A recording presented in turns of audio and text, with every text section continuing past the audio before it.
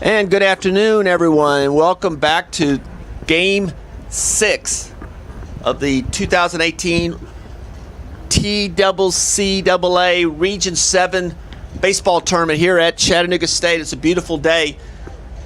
We're getting ready to start another loser's bracket game featuring Columbia State versus Motlow State. Columbia State comes in as the 3rd seed, facing Motlow as the 2nd seed. Both these teams took a loss yesterday and now are fighting for their lives here this afternoon.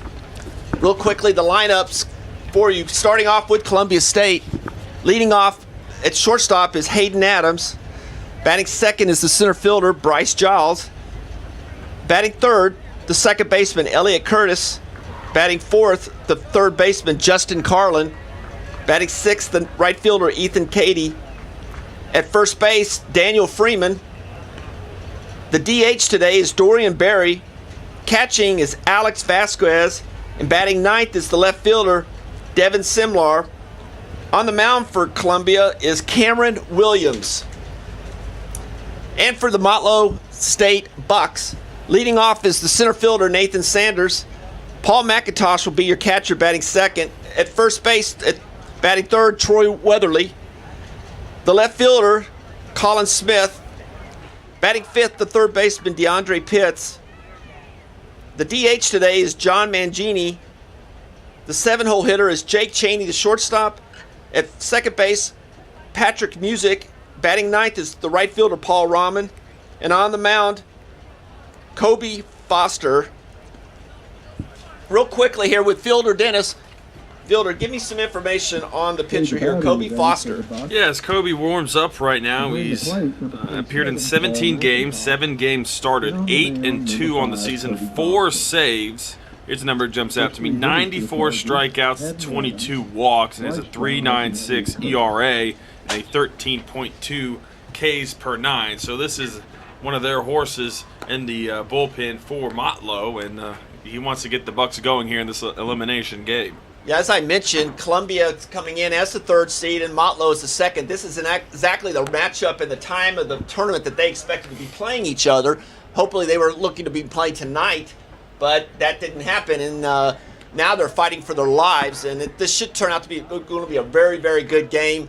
Motlow State has been prolific at the plate this year, leading the nation in home runs.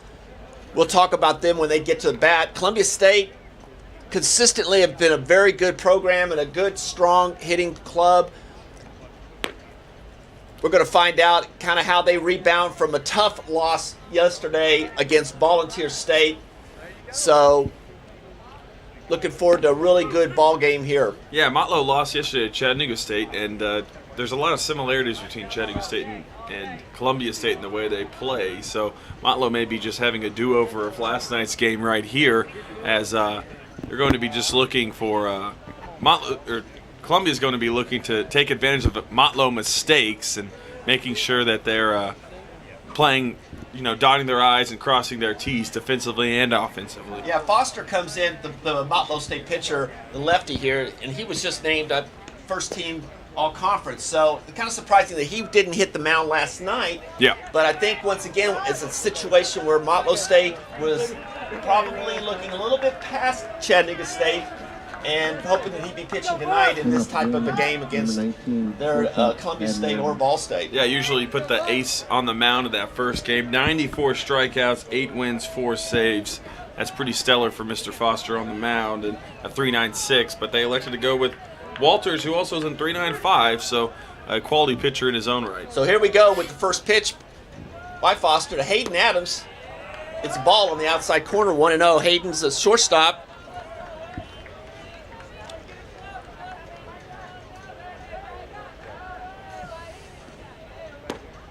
Next pitch by Foster's outside, 2-0, a little bit outside. Yeah, Adams is a real tone setter for this offense. 2 triples on the year, 346 hitting at that average this year. He really sets the table for the offense. Another pitch outside, 3-0. The Chargers are led by their head coach, Mike Korn.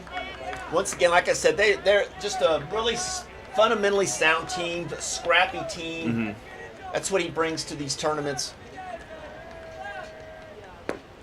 Fastball on the 3-0 pitch for a strike, 3-1. Yeah, and that kind of mindset, the way they play, they always seem to be hanging around in the tournament. You never see them go 2 in Q, so that's a reflection of the culture that they've built over there in Columbia. Next pitch catches the corner there on the outside, and it's going to run the count full, 3-2.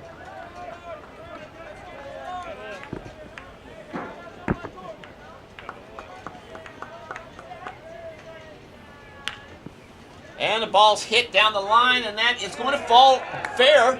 And that'll turn into a double for Adams. He'll come into second, sliding easily for a sliding double. Good start for the Chargers.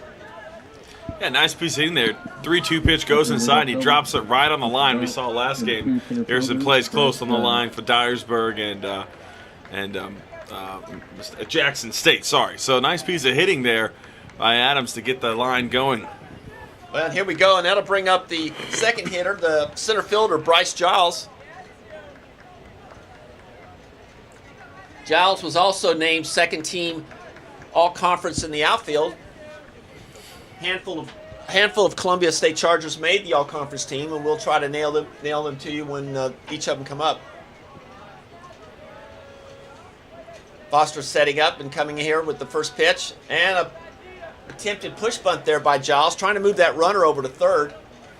Yeah, we'll see. Last night, Motlow was the home team, and when they faced Chattanooga State put up 4 runs in the first inning. Not a great start for the Bucks. We'll see if they respond here. They do. There's a leadoff double if they move this runner over. Try to be a little more fundamentally sound. Yeah, it's going to be interesting to see how the Bucks react today. I mean, they had a late game, disappointing loss, close game, very emotional. Swing through there for a strike, 0-2, and it's tough to kind of get rebound when you expect it to be playing tonight. Yep. And try to come back up and get these cells recharged. Goes to show you, tournament baseball, expect the unexpected. 0-2 pitch here, getting ready to be delivered by Foster. Hanging down, he got him with a off-speed pitch for a strikeout there for the first out. That's a big out for Motlow now. Eliminates the move the runner over to third base. And so missed opportunity there by Columbia State. Yeah, that'll bring up the 3-hole hitter, the second baseman, Elliott Curtis. Another one of these all-conference selections. Elliott made it to second team as well at second base.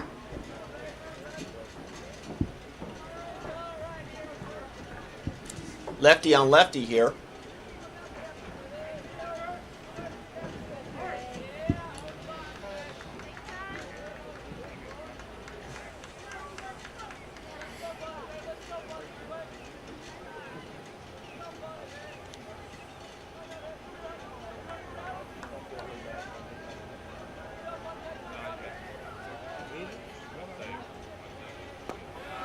Foster hangs that off-speed pitch for a strike. Looks like he really depends on that pitch. Kind of a 12-6 loopy type of changeup curveball. 0-1's the count.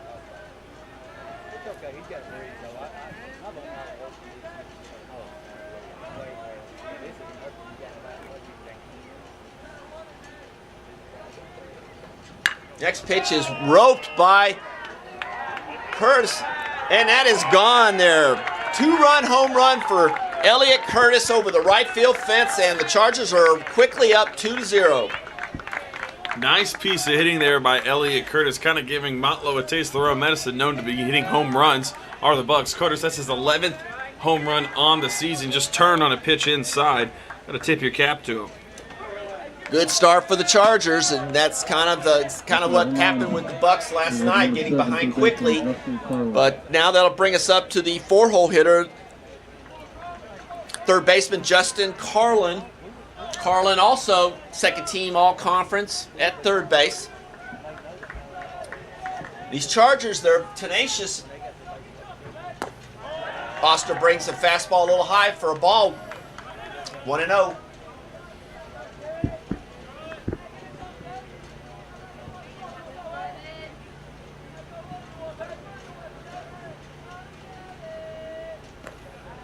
Fastball low and away off. Catcher's shin guard there for a ball. Scoreboard reads 2-0.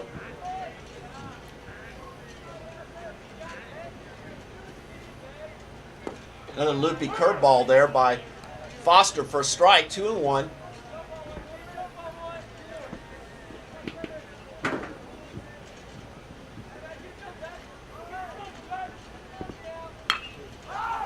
Ball flied out to right field, Rahman under it, and he's got it for the second out.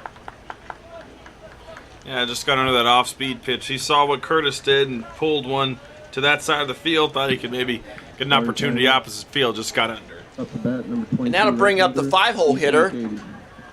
the right fielder, Ethan Cady. Cady as well, second team all-conference. I told you we had a few of them here from the Chargers on the second team, and then he's one of them. First pitch by Foster. Flies it, trying to pick it up. It looks like it's going to carry out of behind the first base dugout. Wind is dead right now. No blow at all, and a little bit of cloud cover coming in. It's been a really nice day to start. We just finished the first game. Dyersburg State, as mentioned, beat Jackson State. Jackson State's been eliminated now, heading home.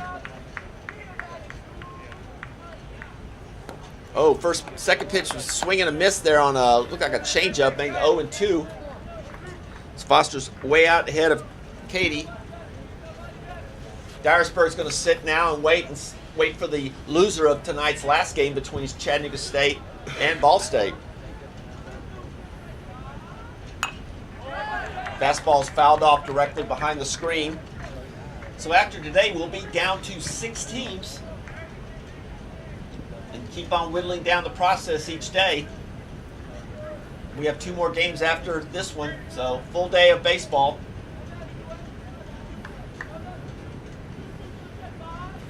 Curveball way outside, and McIntosh keeps it blocked and gets it back to him and runs the count to 2-2. Or no, 1-2 rather, sorry.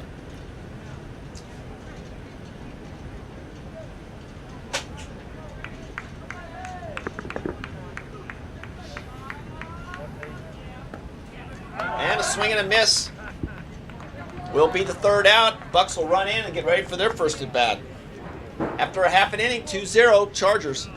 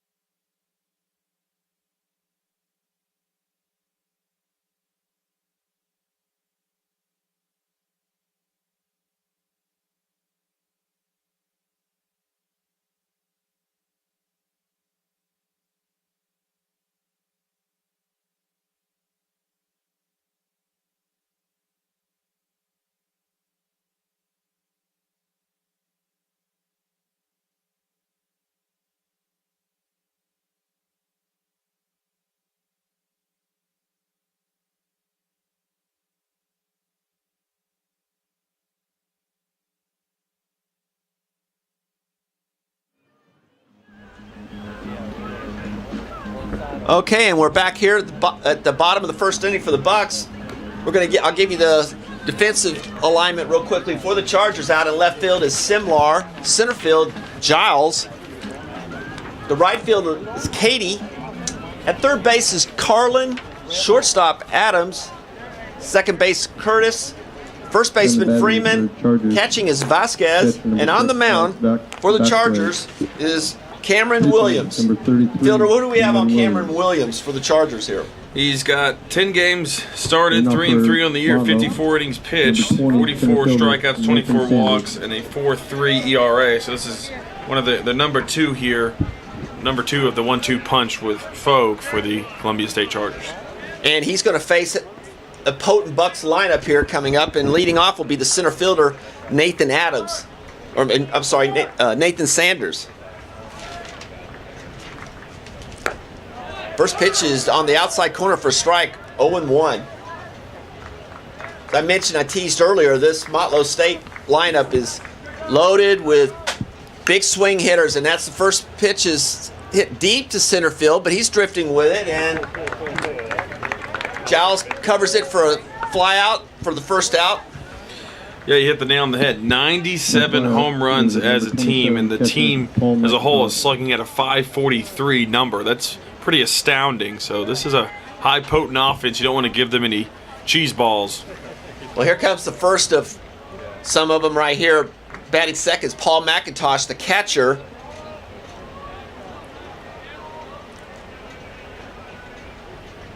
Fastball high, 1-0. As I mentioned last night, when McIntosh is going to be heading towards the Big 12 next year to play for West Virginia. He's another big potent. They've got, we called it Murderer's Row, about 2 through 6 here.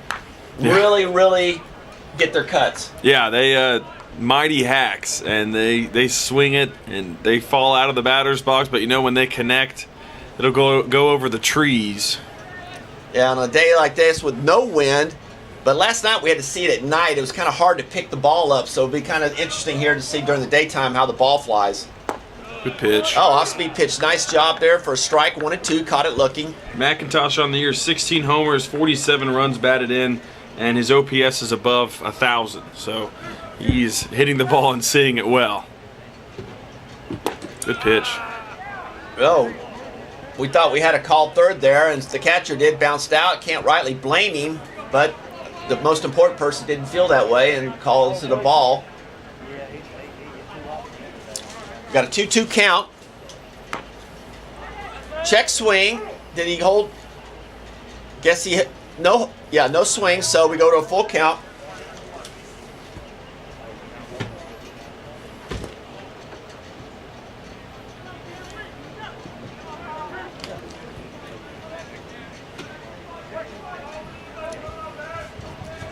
Two-two pitch.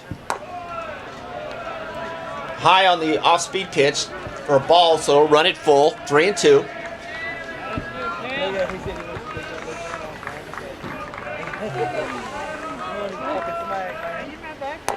And he just can't get on top of that curveball, and he spins it too high, and puts McIntosh on first base. First base runner of the day for the Bucks. That'll bring up the three-hole hitter, first baseman Troy Weatherly. Somebody's running after practice. We're talking about home runs in the country. Weatherly is the top of the board, I believe, at last stat. Yeah, he's sitting at 23 on the season, 62 runs batted in, and you can go ahead and make the assumption his OPS is above 1,000. Fastball high for a ball, 1-0. You want to be careful with where you're putting the fastball with these guys, especially Weatherly. Weatherly really didn't do anything last night. Just missed on wood. That went really deep to left field, but just got under. Big swing by Weatherly, missed. And it's a pass ball. Will move McIntosh to second in scoring position.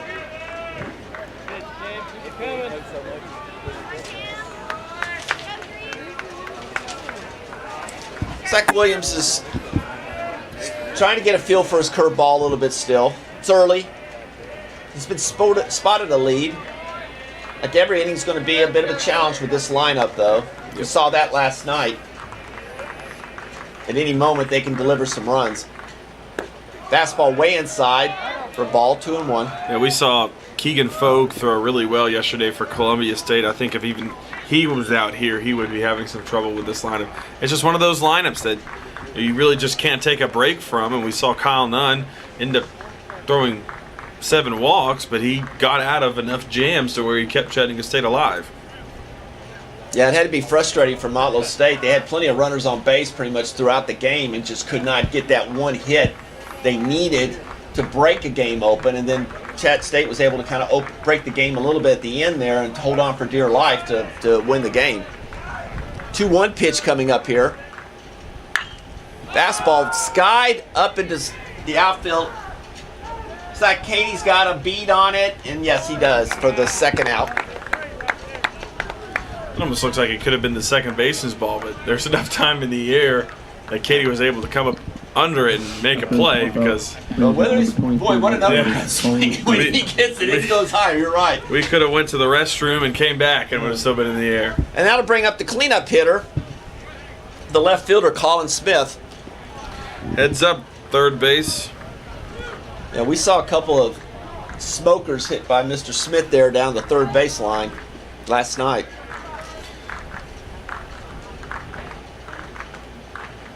Richardson with the delivery and the pitch. High again with the fastball.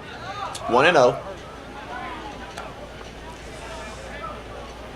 Motlow State is sporting the banana yellow uniforms today. You have no problem seeing these. Yeah, it's kind of a combination. They have the M of the Brewers on their chest, but the colors of the Oakland A's. So put together those two in your mind, and that's what you got. Ground ball, hard hit, like normal, to the shortstop. Picks it up. Oh, off the base, and makes Freeman go get it, and it's going to be safe at first. That'll probably be an error of 6. McIntosh advances to third. So we have first and third with 2 outs here in the bottom of the first. Number 8, third baseman. And that'll bring up the third baseman, DeAndre Pitts. Yeah, that looked like a situation where he didn't really need to rush Adams, but he kind of rushed a throw and it was pulled off the bag. So, situation where you'd like to have that one back. Richardson delivers a swing through for strike 0-1.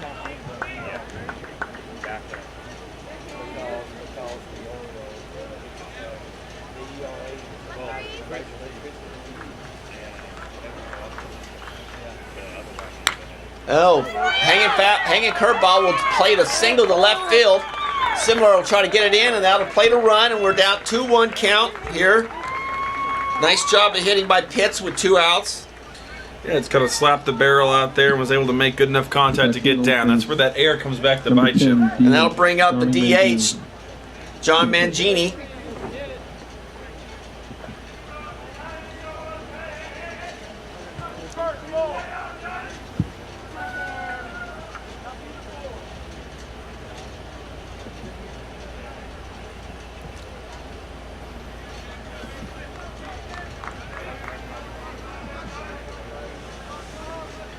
First pitch delivery to Richardson, just misses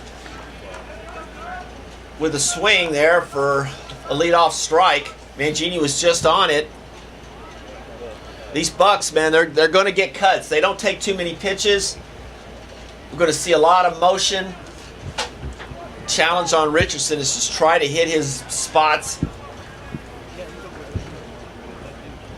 0-1 delivery is swung out to left field. That ball's going to carry. That's going to be it looks like, no, nice catch by Simlar on the warning track on his knees. Spectacular catch. Wow. And that'll end the inning right there. And through 1, we've got a score of 2-1, Columbia State.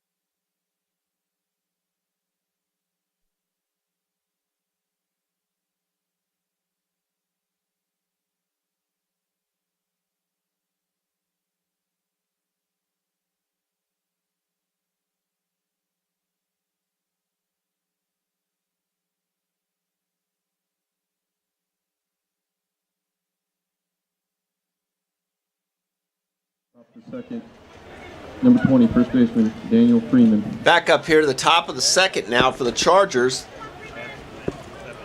Up 2-1. Leading off will be the first baseman, Daniel Freeman. Foster getting ready to deliver. Off-speed curveball, leads off with a strike on a swing through. Yeah, we saw this situation last night. You just got to keep afloat here against Motlow State's offense. You got to keep separating yourself and not allowing them to score in bunches. Fastball hit down the right field line. That'll drift off foul into the tent area, out of play. Counts 0-2 now on Freeman. Motlow State comes in here with a record of 37-16, 18-8 in conference. That was good for second place. Columbia State finished in third place, so just a game behind them at 18-9. 0-2 delivery. Oh, swing through in the dirt. Catcher McIntosh is going to throw to the first baseman Weatherly for the out.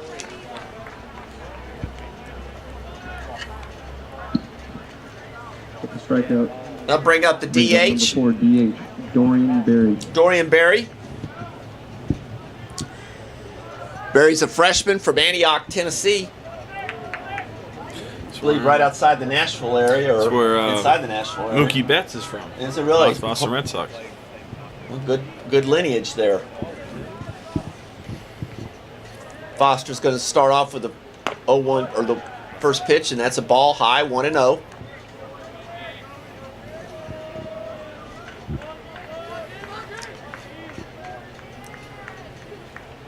Foster with the pitch.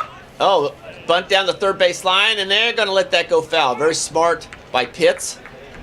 It was close, but it was moving in that direction. Pitts recognized it and let it go that way. So we're evened up the count with 1-1. Berry's got good speed, obviously. Kind of the guy that I know the Chargers want to get on base and kind of make things happen.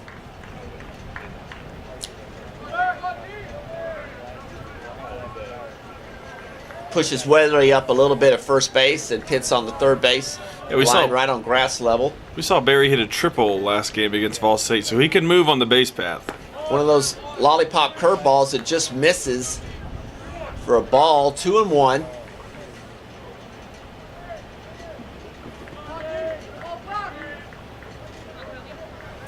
Two-one delivery coming. Fouled off. Evens the count at 2-2.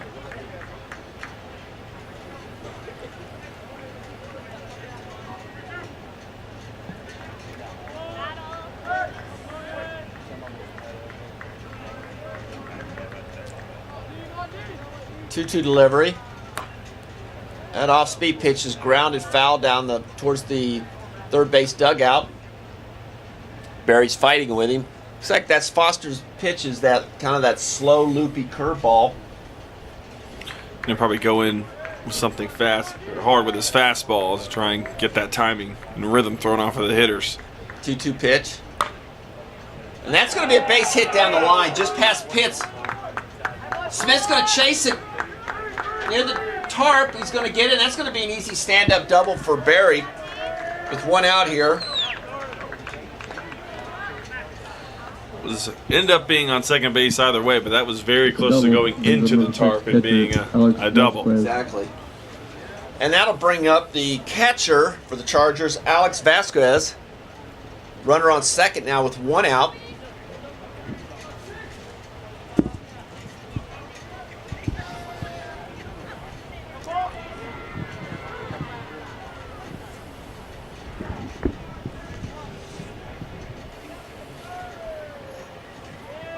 Foster's coming the stretch. Second baseman's looped and won the ball, but not a big lead by Oh, wow. Just a kind of a focus problem there. I don't know if that was miscommunication there, but McIntosh missed that ball, that fastball clean. I don't know if he was looking for a curveball, kind of the MO on that. It looks like maybe looking for a curveball and got the fastball instead, so he was out to have a little quick chat and go over signals real quick. Now we got a runner on third base, so can't have that happen again.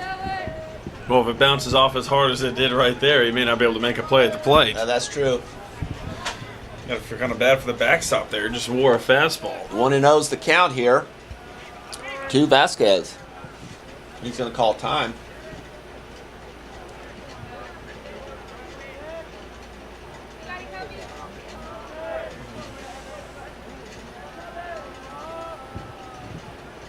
Here's the pitch by Foster. That loop curveball misses on the outside. Will take the count.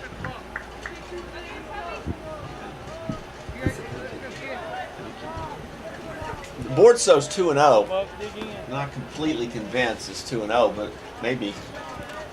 I'm following the board. I'm following the scoreboard here. 2-0. Fastball high. Way out of the zone. So ball 3-0. Looking over at the scoreboard for the softball team, I see it looks like Chattanooga State is up 7-0 over Roane State. That was an elimination game after a shocking upset with Roane over Chattanooga State yesterday. And there's a foul ball that drifts over the screen here. Kind of shook the softball world over here yesterday. Chattanooga State ranked 12th, I believe, in the nation, top seed in the conference. So the winner of that tournament is going to go straight to the national tournament. So it looks like Chattanooga State's going to try to climb back up the ladder. Looping curveball, that's going to be drifted out to Smith in left field. That'll be far enough to get Barry in and with that third run. So job well done by Vasquez on the sac fly. 3-1 Chargers. Yeah, nice piece of hitting there. Productive out. He got a lot on it. He got a lot more than he needed to on that fly ball with Barry's speed. But that's the way you keep on this Motlow State offense. You got to keep adding runs and chipping in, so it makes the deficit larger and larger. And that'll bring up the left fielder, Devin Simler. He tries a push bunt and stays back on it, so it's ball 1. 3-1 Chargers here in the top of the second. Foster with the slow delivery and comes in and a little pop fly down the third base line. That's going to go out into the brush area over there. Foul. 1-1.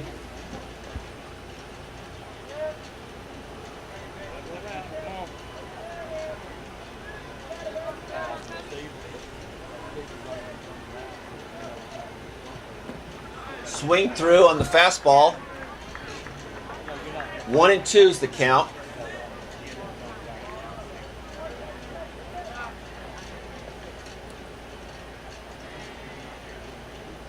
Fastball down the dirt for a ball. 2-2. Twos across the board. 2 strikes, 2 balls, and 2 outs. Here's the pitch. Sharp breaking curve goes down into the dirt for ball, and we've got a full count.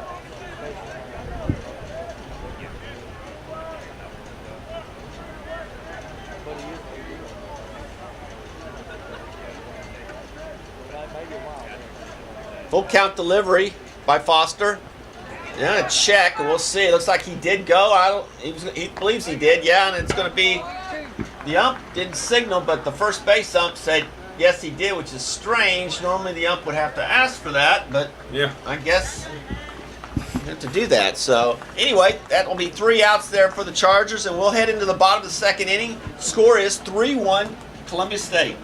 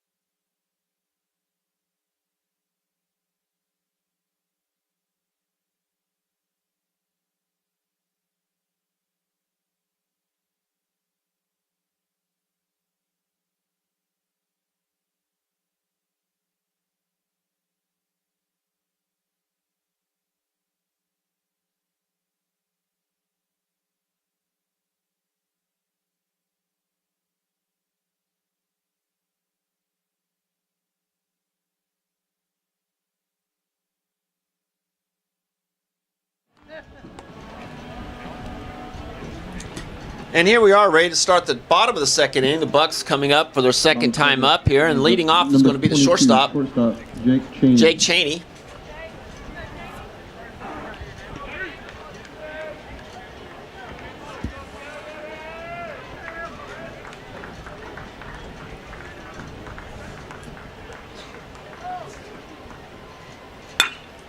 Hard hit ball to right field. Katie's going to chase it back. Looks like he's under, and he's got it for the first out. Pretty well hit there by Cheney. Now to the bat, number 6, second baseman, Patrick Music. That'll bring up the second baseman, Patrick Music.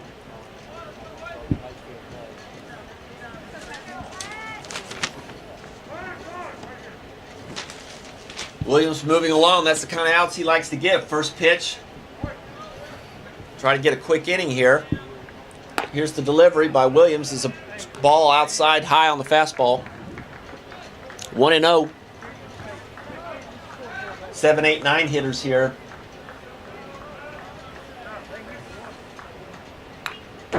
Fastball challenged by Music. Fouled right back. Yeah, a stat I found 1-1. interesting with Motlow. In terms of hitting in conference, Music ranks 9th in the conference in hitting at 384, and he's at this, what, 7-hole, 8-hole position here for this lineup? That's how it shows you how strong. Fastball fisted up the middle. Curtis has it into Freeman for the out. Second out of the inning. Go ahead and finish.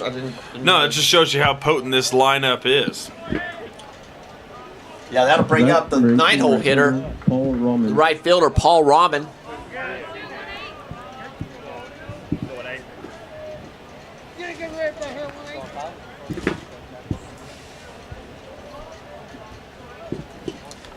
Pitch by Williams is fouled off back behind the screen.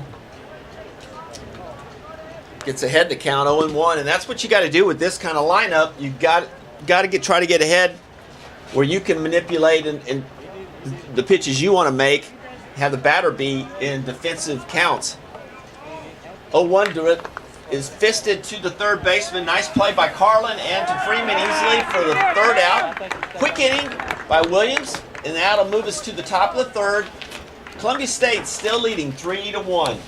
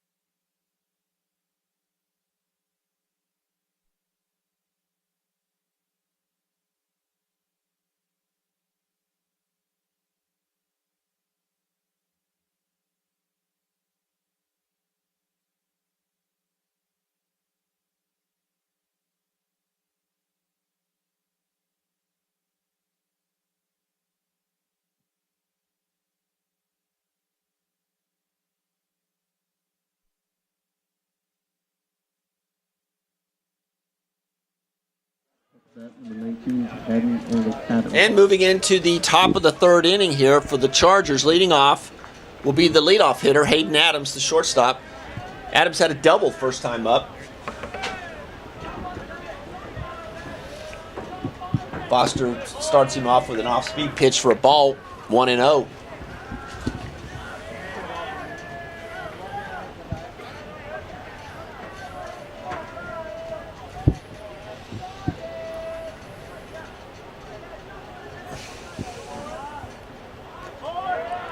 Fastball is kind of spiked in the ground for a ball, 2-0. Believe Adams was kind of faking a bunt. Yeah, I'm willing to Pulled it bet. back the last minute. I'm willing to bet 7 of the 9 hitters we've seen from the Columbia State have at least attempted to square around and put a bunt down, if not just shown it. 2-0's the count.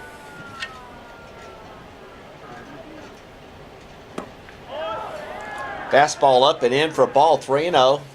Looked like a pretty good pitch. He pulled Adams back, but it looked like it may have caught a little portion of the plate. A little high, though. Foster with the delivery.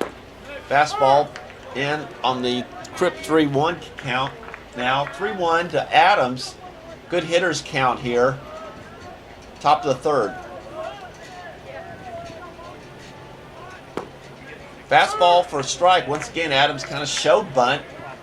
Pulled it back at the last minute.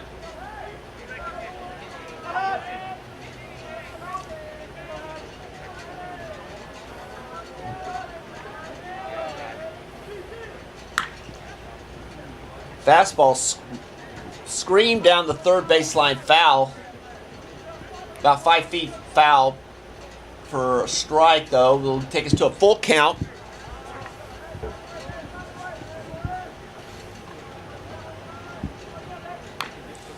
Fastball in. It's a swing by Adams and fouls it off right behind towards the Columbia State dugout. So he's hanging tough at full count.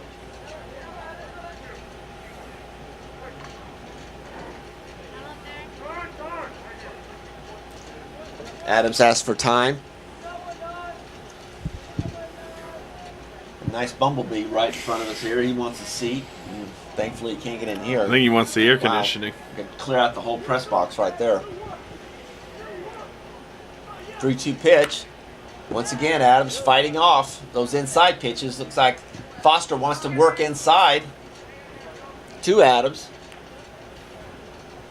I believe last time up, Adams went down, double down the left field line. It's like Smith is cheating a little bit towards the left field line. Yeah, there's a big gap in left center Sanders field. shading as well. 3-2 pitch.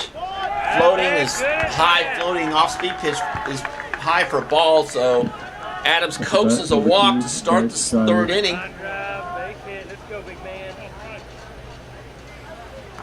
And that'll bring up the center fielder, Bryce Giles. Giles struck out last time. Keep an eye on Adams here as Coach Corn runs through his set of signals. Yeah, Second hole hitter, you figure there might be some movement going on here. Yeah, Giles tried to put a bunt down twice in his first at-bat that ended up striking out, so we'll see if he gets a chance of redemption here with the runner on and nobody out. We're going to get a look and see what kind of move Foster has with the lefty here. He's going to try to keep Adams close. Good lead by Adams. He's leaning a little bit. And a fake bunt there, and it's low for a ball. 1-0. Adams getting an aggressive lead. I'm sure he wants to try to coax Foster into giving some kind of a move back so they can get an idea of what kind of move he has. Yep, double step. Yep, he's leaning a little bit, showing that he's looking to move. Chases him back to first on a pickoff attempt. He's back in time.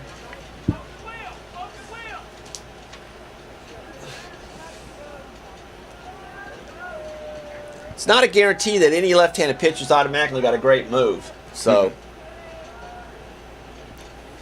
Foster back, a little slide step move.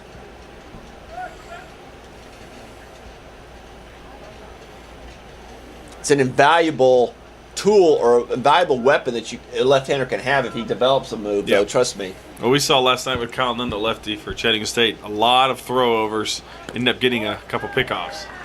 Next pitch, once again, is he tried to bunt, and it looks like he missed again. See if you can, Ball 2, so he's just out of the zone with his fastball. next time we get a sign here, see if you can check out Coach Corn's signs. They're very emphasized, very strategic in where he places his hands. Usually you see a lot of tapping and going. It's more like signals of, I don't know, it's interesting. You have to check it out. 2-0 is the count.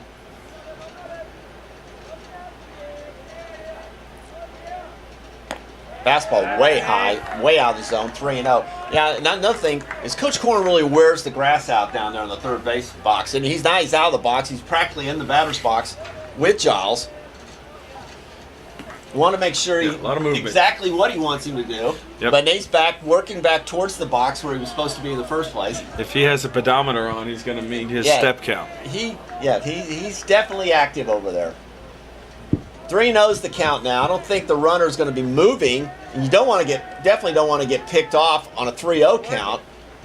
So it's apparent that the runner is bothering Foster, because he's thrown 3 pitches that really haven't been close to the strike zone. Leaning there a little bit. Boy, looks like he was trying to bunt still on the 3-0 count. Now it's 3-1. I don't know the bunt attempt. He's was kind of a half attempt at it. Didn't really commit himself completely to it.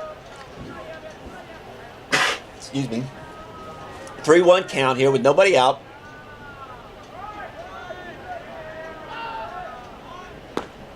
Fastball again on the outside corner. He takes for a strike. 3-2. Now, be interesting to see what Coach Korn has going here. Yeah, no signs. He's thinking it through here. Yeah. Could be running here on a 3-2 pitch. Adams probably has some good speed as being a leadoff hitter and shortstop as well. Stay out of the double play. Giles can handle the bat. Hit the ball on the ground on a hit and run. He'll stay out of the double play. That right side is wide open over there. Second baseman cheating to the second base side. And Foster thinks the same thing, and he'll go over to first base. We'll see. Giles has had 2 at-bats now. Both times tried to put a bunt down and has not been successful in probably about, 4 to 6 tries. So we'll have to see if he can execute later on and maybe just get a hit right here, keep the line moving. Foster to the stretch and the pitch. Swings through for a strike. Strike 3, and that's disappointing for the Chargers, I know. When you had a 3-0 count and you 28. end up getting out there. So it's first out. And I'll bring up the second baseman, Elliot Curtis. And Curtis has a home run to his credit last time up. So I'm sure Foster's going to be as obviously aware of that. Motlow's, the shortstop, will shade right on top of second.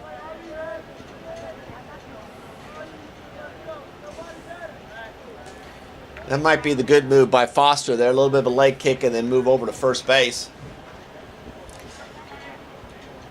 Yeah, Curtis really got into that pitch last at bat and drove it over the right field wall.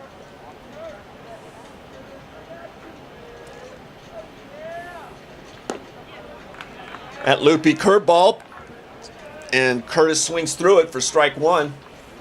0-1.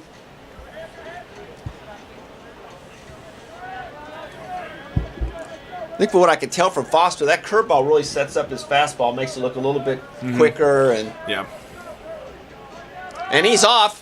Oh, nice hit by Curtis into right field. Rahman's going to come get it, bring it in, and Adams is going to move to third. Curtis with a nice, solid hit into right field, and Chargers have something going here with 1 out, men on first and third. Yeah, dialed up the hit and run there, and Curtis has been one of the best hitters we've seen from Columbia State this week. So it was a good job of finding a gap, and now you got runners on the corner with 1 out. The sac fly is in potential, and also a double play if you're Motlow State. Now to bring up the cleanup hitter, Justin Carlin. The third baseman flew out to right field last time, and Coach Korn goes into his complete assortment there, and he's working something, what he wants to have happen here, first and third. And a lot of things could be going on here. Yeah, don't be surprised if you see a bunt drop down. He's going to talk to his third base runner right behind his ear as the pitch is being made. Oh, then nice swing by Carlin on the loopy curveball. Just misses it for a strike. 0-1. You're right. Definitely want to stay out of the double play here if you're at Columbia State. Hit the ball in the outfield. Obviously, a hit is what you want, but if not, you got to get the ball in the outfield and get Adams in from third. 0-1. And Carlin fights it off. Foul ball behind the first base dugout. So it's 0-2 now. Carlin's in a defensive mode. Yeah, Carlin ranks 8th in conference hitting this year at a .392 average, so he sees conference pitching pretty well. Foster with the delivery, loopy curve, and he was really out in front end, and the ball's going to go drift just foul. McIntosh gets it. Man, that loop, soft loop curveball is almost like a changeup curve. It really gets them way out in front. I mean, his front foot was way out. I mean, he did a good job of just making contact with it, but he was really in no position to be able to put anything on the ball. And I think that's Foster's MO. His money pitch is the curveball. When he needs an out or a strike, he goes to it. So 0-2 count on Carlin. And he's off. And once again, foul ball by Carlin. Good jump by Curtis. He went on first movement.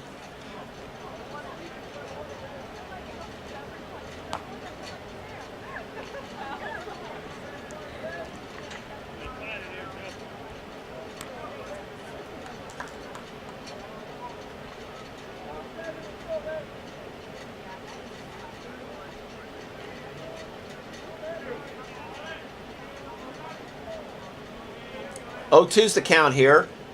Foster at the set. No movement. End up swinging a fly to Rahman in right field. That should be enough. He's setting up for it. Here's the throw coming in. Yeah, that'll get him in easily. Adams comes in for the 4th run. Carlin with the sacrifice fly. And it's 4-1 Chargers. Yeah, that at-bat was looking bleak there. Carlin has swung at every pitch that he's seen. Finally gets a hold of one enough to drive in the run. Like you said, 4-1. And Columbia has not come to the plate and not scored yet in an inning. So impressive by the Chargers here. And that's the MO we talked about with Coach Korn's team. They're just very fundamentally sound. Not necessarily a bunch of power hitters, just guys that will have quality at-bats and productive almost all the time. And that'll bring up the right fielder, Ethan Cady. Struck out last time. He's a dangerous hitter, though. I believe he's got, I think he has, we mentioned last night, he does about 12, 13 home runs. Yeah, Cady on the year, all-conference caliber player, 15 home runs. Loopy curveball for a strike, 1-1. 52 RBIs. That's I remember watching him against Walter State a few weeks ago, and he had like 5 homers for the weekend, and that's against obviously a quality Walter State pitching staff. He was just on fire. 2 outs here in the top of the 3rd. Let's watch and see if Coach Korn has any tries to take a bag here. He's got Curtis on first base. Yeah, Coach Korn's got the luxury. Not many holes in this lineup for Columbia State, so they're all pretty productive and tough outs at the plate. Pitch by Foster. Turns over. Ball past Weatherly into right field. Robin's going to come up for it. That'll take Curtis over to third base. And a base hit for Ethan Cady. Chargers are still in business, 1st and 3rd, and that'll bring up the first baseman, Daniel Freeman. Freeman had a strikeout last time up. Chargers continue to apply pressure to Foster and the Motlow State defense. Motlow really had struggled last night defensively, had 5 errors. The last one extremely costly to them in the top of the 9th inning. So any ground balls, especially ground balls in the infield, let's watch closely because with a certain type of hop, you just don't know what's going to happen. Yeah, you're exactly right. We saw Music make a couple nice plays at second base, but also had 3 errors at second. Freeman takes a swing at the first pitch and fouls it off. 0-1 count.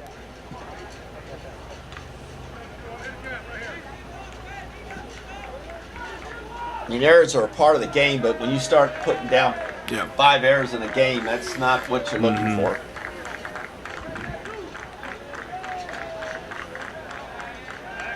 Foster tries to move to first and not in time. Cady is not deceived by that, so we got men on 1st and 3rd, as I mentioned earlier. Freeman up.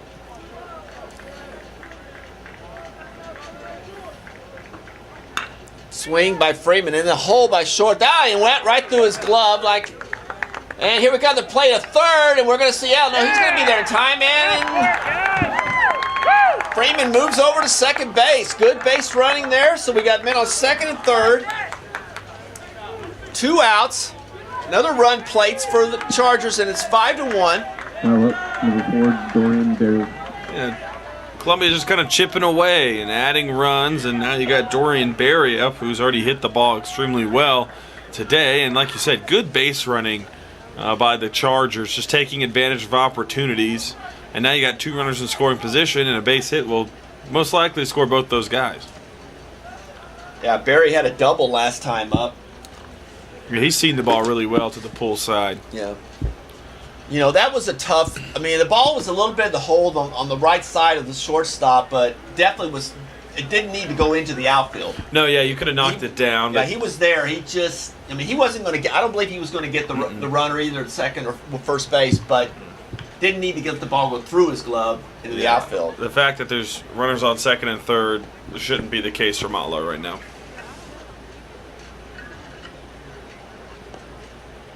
Coach McShay's out talking to Foster, trying to settle him down a little bit. Even though we're in the third inning here, 5-1, and then their lineup is potent, but you know, similar to last night, you don't want to get too far behind. I mean, Columbia State's a little different animal. Richardson's or Cameron Williams throwing well. You don't want to get too far behind here. Yeah, Columbia State traditionally doesn't really kick the ball around very much, so if you're going to get behind, you can't get behind by too much. You know, here we go with Dorian Berry at the plate. And especially discouraging, especially with the this is your ace on the hill for Motlow State, so you got to try and get him some run support. Pitch by Foster is way high on the curveball. Lost the spin there, and it's 1-0. Second and third. Got a base open, and that might have been something he mentioned to him. Vasquez coming up next, who flew out to left field. Be careful with Berry.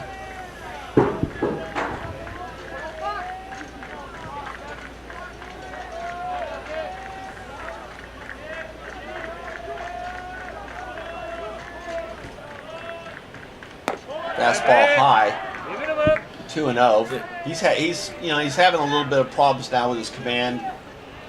His curveball has decent control of, but his fastballs he's starting to really miss the zone a bit.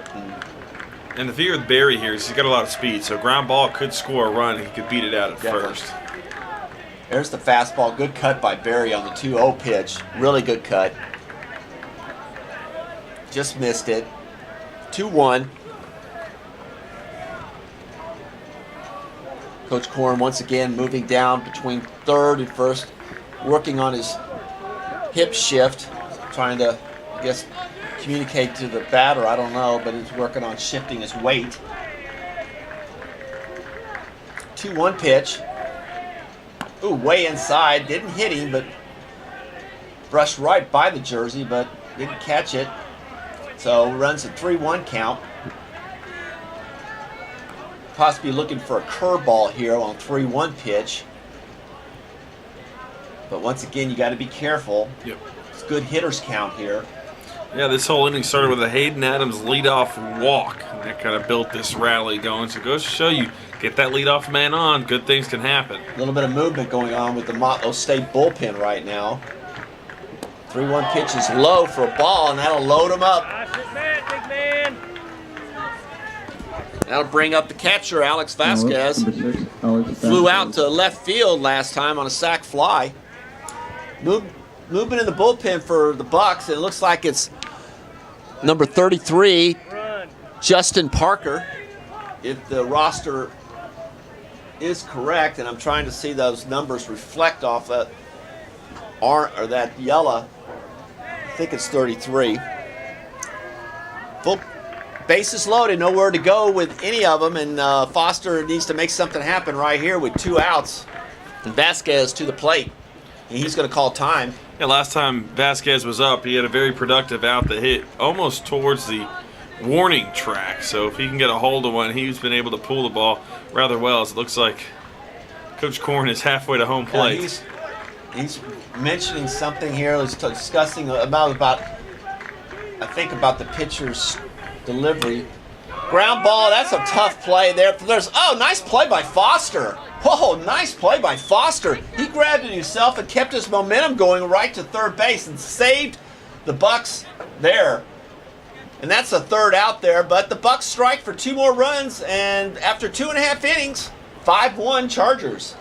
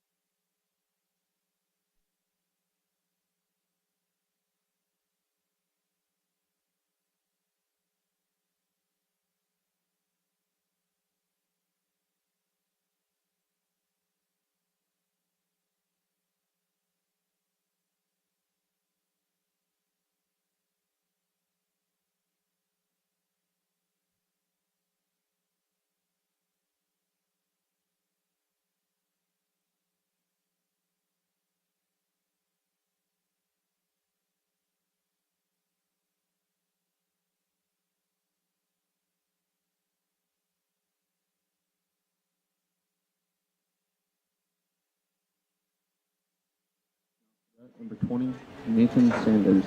And here we go back now to the bottom of the third inning for the Bucks, down 5-1, and they'll be starting back up the top of their order with center fielder Nathan Sanders rather. I'm sorry. Sanders flew out to center field last time.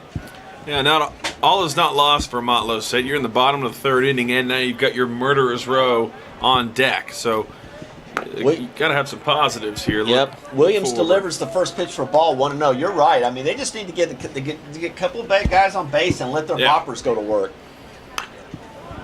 Foul ball directly behind us in the tennis court area, so evens the count 1-1. That was a great play by Foster. I mean, it really was. Slow bouncer. Third baseman, if he'd have gotten, he would never have gotten. I mean, Foster did the right thing, just kept his momentum going to third base. Yeah, heads up play there. Fastball fouled off once again behind us here near the tennis court area, so it's 1-2. Yeah, we saw Coach Korn arguing for a balk before that hit, that ground out, and then in between innings he was talking with the umpire the entire time. So. And I doubt it was about what kind of dinner plans they had later on. So 1-2, fastball high. I think he was asking him.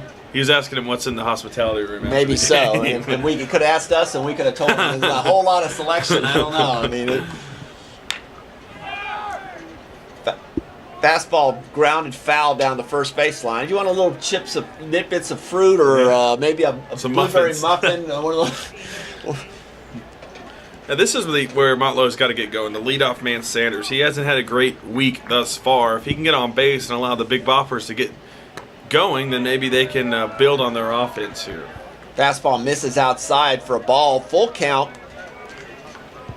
Definitely don't want to start the leadoff hitter and put him on base with this group. Ground ball to first base. Oh, a tough hop by Freeman off his knee, and that'll put Sanders on. I believe we're going to have to give him an error on that.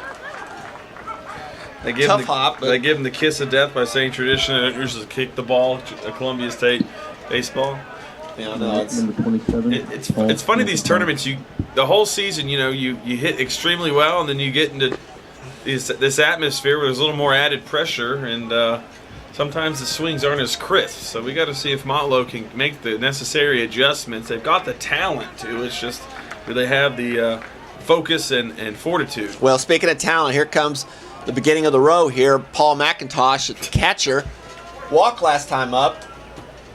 Nothing's worse than the beginning of the row. Yeah. Fastball down low. That's kind of like, I guess I know we have an idea of what some of those old timers, back in 27 with the Yankees, they called it Murderer's Row with Ruth and Gehrig and Lazzari and all this. I'm like, yeah, these are some boppers here. Games can shift quickly on swings of bats by these guys. Williams delivers and tries to check him over at first base to keep him honest, and count stays at 1-0.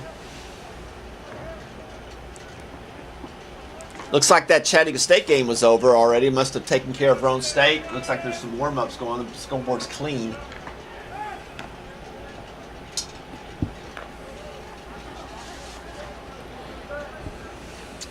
Sanders on the season does have 13 stolen bases, so Williams must have that in the back of his mind going forward. That does lead the team.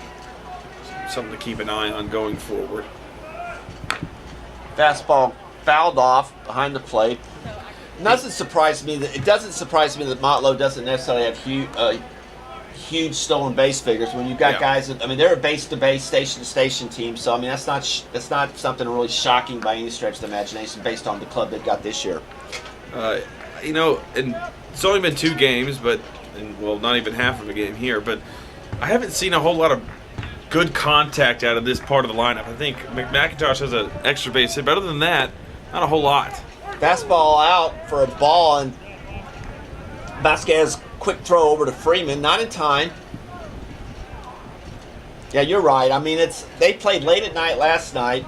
Yeah. The ball looks different, but here we are on a nice sunny day today, and a little bit of wind, but we haven't seen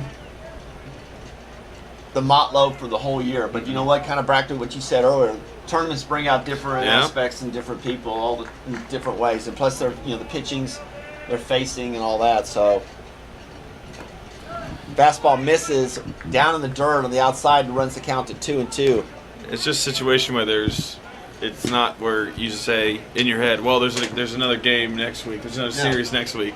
There's no guarantee, especially in this game. There's no guaranteed tomorrow. So that kind of starts to creep in your mind as longer as the game goes on. It starts to build a little more as it gets closer to the ninth inning. 2-2 pitch. Swing and a miss on a big cut by McIntosh for an out, strikeout, first out of the inning. That'll bring up the next big bopper, Troy Weatherly, first baseman.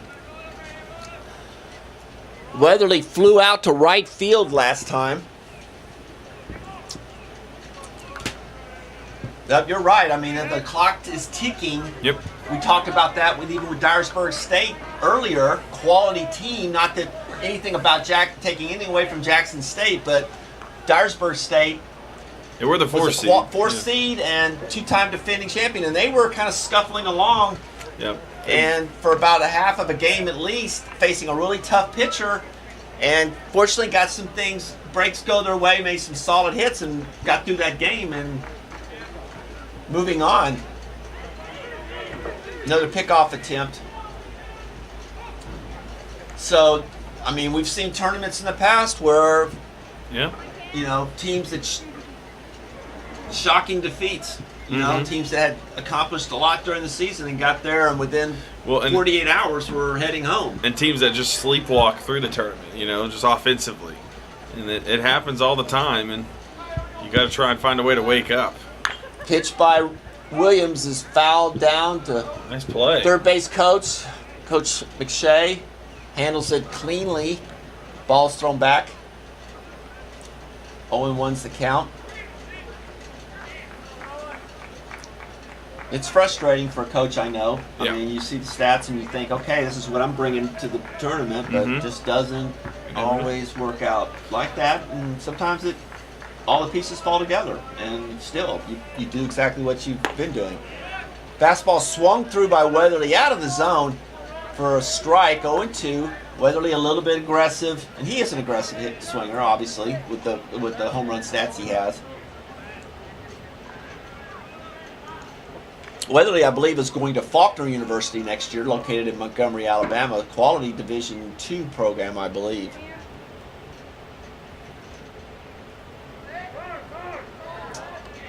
Time called. Williams was in the stretch.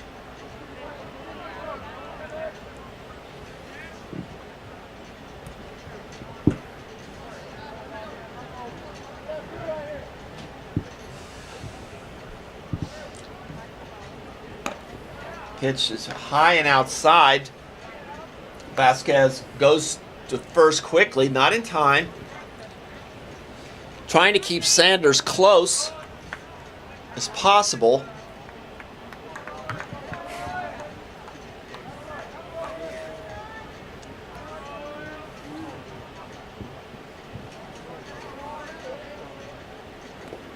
Fastball swung through for an out. Strikeout on Weatherly for the second out of the inning. They'll bring up the left fielder, Colin Smith, who reached on an error last time up. Now, I wouldn't be surprised now with Coach McShay with Sanders sitting on first. You got two outs. You've had two Ks in a row. Maybe we'll be able to see him moving here a little bit, So you're two batters into Murderer's Row, and you have two strikeouts. So you got to be feeling pretty good, but you're not out of the woods yet. Not at all.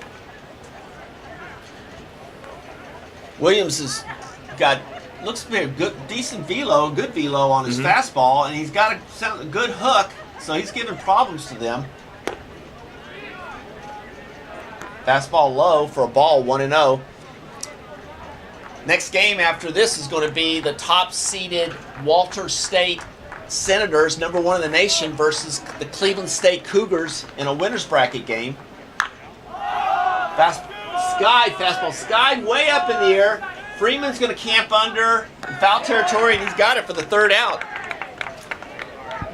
And that takes us through 3 innings, and the score remains 5-1 Columbia State.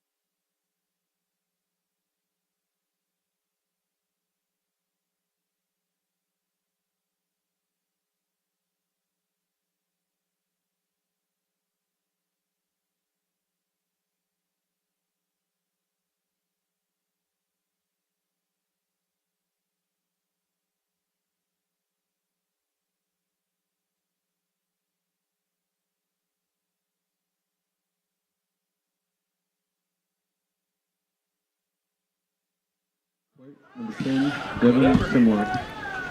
Here we go to start off the top of the fourth inning here for the Columbia State Chargers. Leading off is going to be the left fielder, Devin Simlar. Simlar struck out last time up. Foster back up in the bump, and he'll throw the first pitch strike, fastball, 0-1.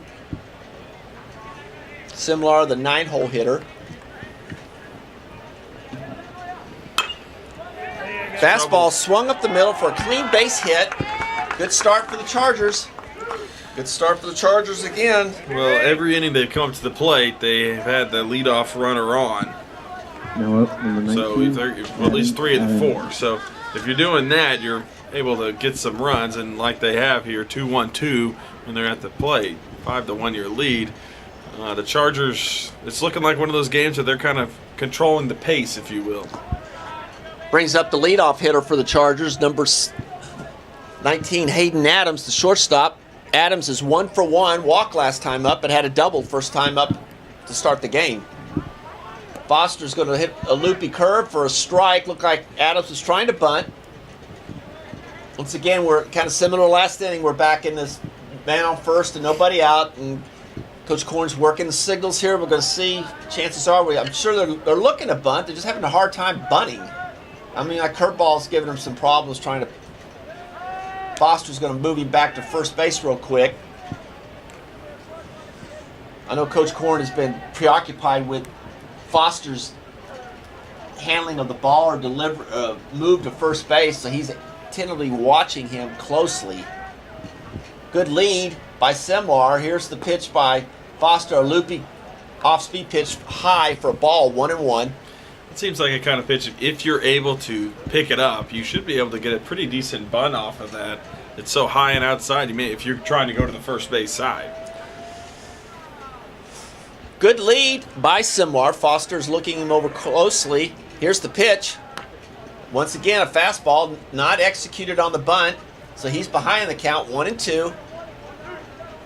Got to drive Coach Korn crazy, and just like every other coach, but if you'd have told execution them, here, execution. You'd have told them they'd execute the bunts this way and have a 5-1 lead. He'd say you're crazy. Yeah. So here we are, 1-2, nobody out. Fastball catches him looking for a strike 3. First out of the inning. Coach Korn looks at him Now up, number halfway 2, there, Bryce not happy with the result.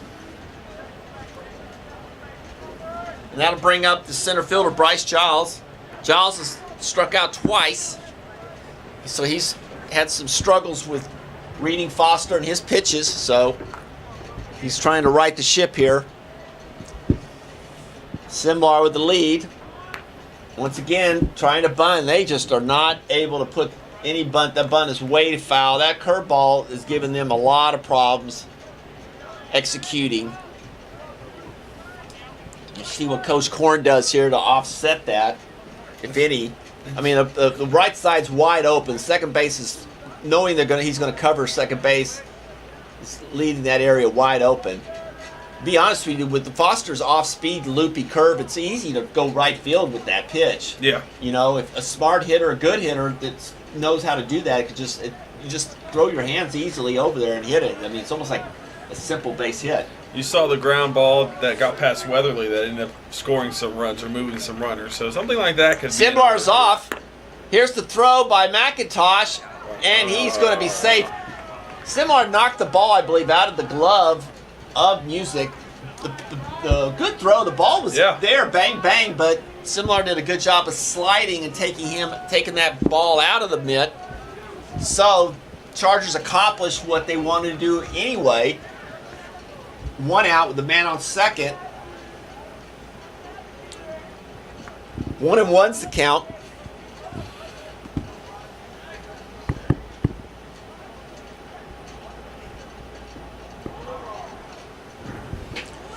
Foster with the set and the delivery.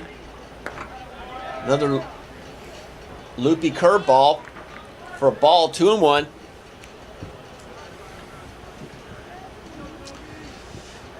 Giles is all conference, second team as mentioned earlier. He's had an excellent year.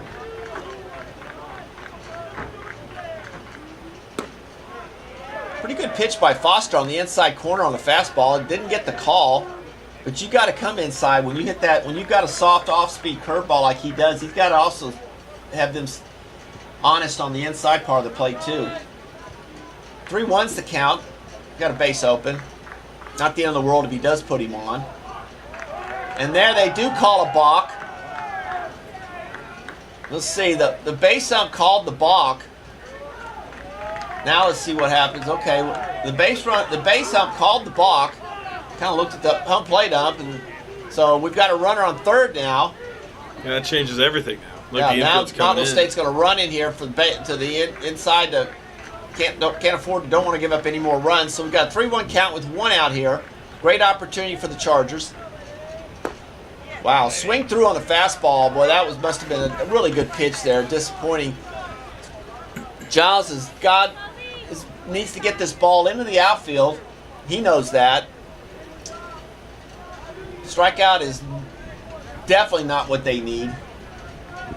Coach Corner finally gets that balk call. It'll be interesting to see what the final call was. Hit on the fist, and they're going to get, okay. Looked him back to third and threw the ball to Weatherly for the second out. They really had him kind of in dead man's land, but Cheney made a good decision to go ahead and quickly throw to Weatherly, get the out. 2 outs here. Man on third still. Now to bring up second baseman Elliott Curtis. Curtis has had the big day today. Home run and a single, 2 for 2 with 2 RBIs. Foster is going to be careful with Curtis here with 2 outs. Curveball on the outside corner for a strike. They're on lefty. Don't want to leave the ball inside with Curtis. Yeah, he's already made you pay for that. Really. Yeah. He's already made you pay for that one.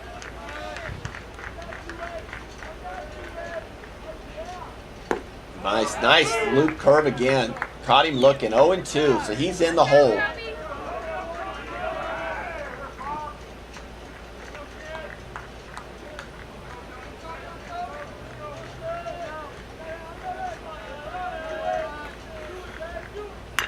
Another curve looped over to Weatherly. They're going to call it fair for the out. Chargers don't take advantage of base runners there, and they're going to move to the bottom of the 4th inning. Chargers still ahead, 5-1.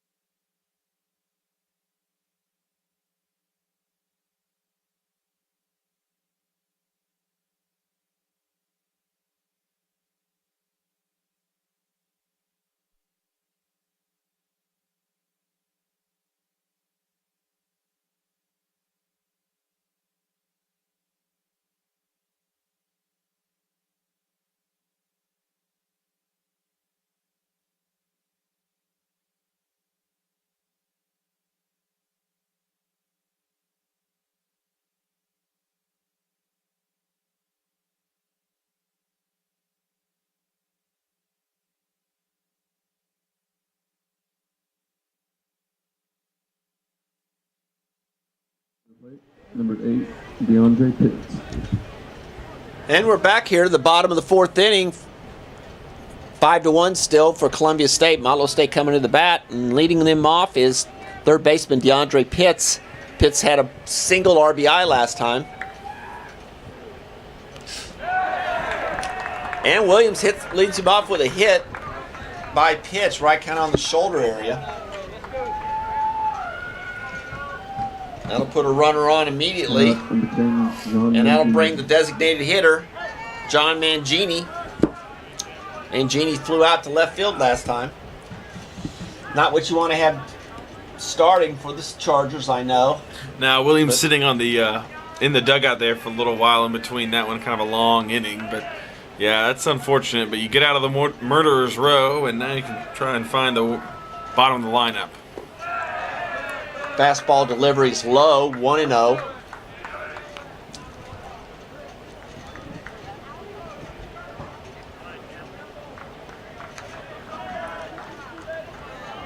And Genie's a left-handed hitter.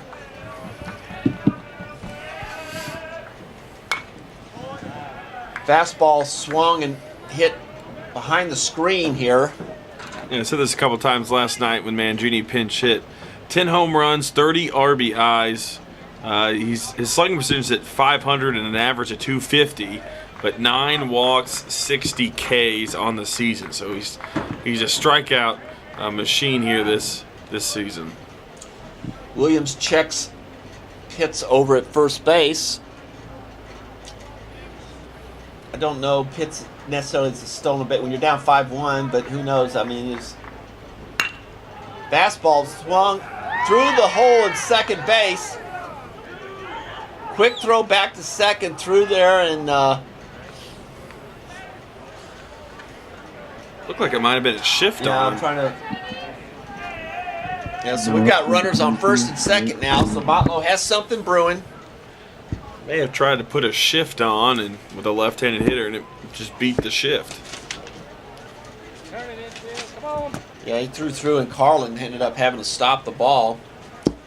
So we're up first and second now. Motlow's got something going, and there's shortstop John Cheney, or Jake Cheney rather. Flew out to right field last time. So the first real opportunity for Motlow State here in the game to do some damage. Oh boy. Another bunt attempt goes right back to the screen. We noticed last night that they tried to bunt a few times last night too and weren't successful, and we just kind of took it for granted with the stats once again that we don't know how much bunt practice that they have based on the slugging percentages of almost all their players. But once again, those kind of things come into play. You never think sometimes they do, but they always find their way to you, especially in tournament time. Yeah, same thing with Walter State. A couple of bunts they tried to put down. And they were trying to get a little pickoff move there with the daylight move, but didn't catch Pitts leaning. Really wasn't a big lead. You want to try that when the lead is aggressive, where you have some space between the shortstop or second baseman and the runner. It wasn't really the case that time. Looks like there may be a lefty warming up for Columbia State over there, just getting loose ever so slightly. 0-1 pitch. Oh, might have a quick throw, and they're going to get Pitts at. They're going to get Pitts at third. Nice play by Vasquez to throw the ball to Adams at second, who quickly threw the ball to Carlin. Wow. Nice play. Little backbreaker, obviously, for Motlow State. Yeah. That's huge. First out at third base of the inning, and now still a runner on. The double play ball in effect, but kind of takes some wind out of your sails. Not what you want when you're down 5-1 in middle innings. And fisted easily the shortstop. They're going to say, and there you go. Here we are. Double play, and all of a sudden your inning's over with. So Chargers take advantage of some excellent defensive plays, and coming back into the dugout here, we'll be at the top of the fifth inning. Chargers leading 5-1.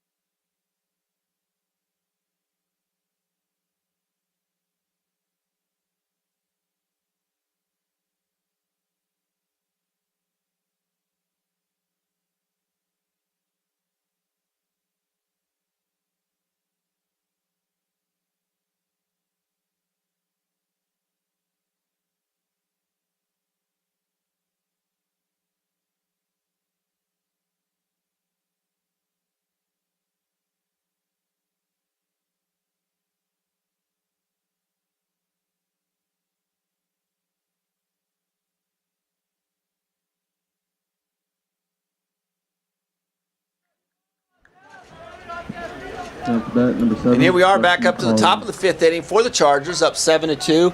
Leading off for them will be the third baseman, Justin Carlin. Carlin's 0 for 2 today with an RBI.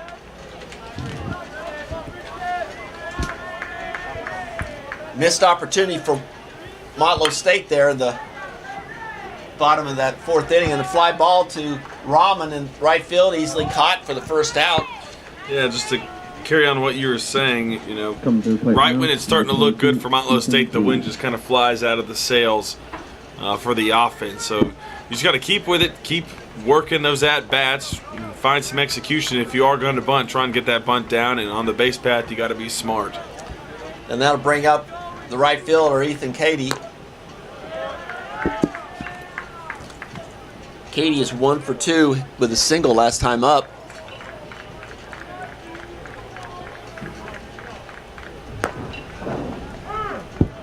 Strike called.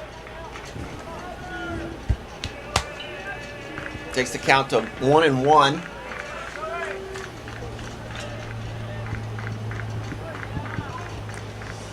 Foster sets and goes. Nice looping base hit to right field. Rahman will pick up and bring it back into the infield.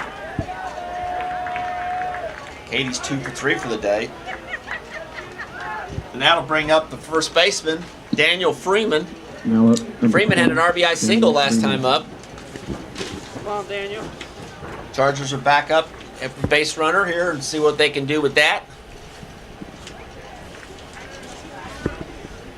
Freeman's a big right-hander.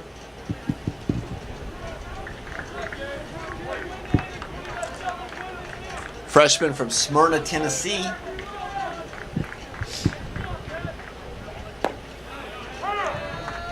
Fastball low and away for a strike though, 0-1.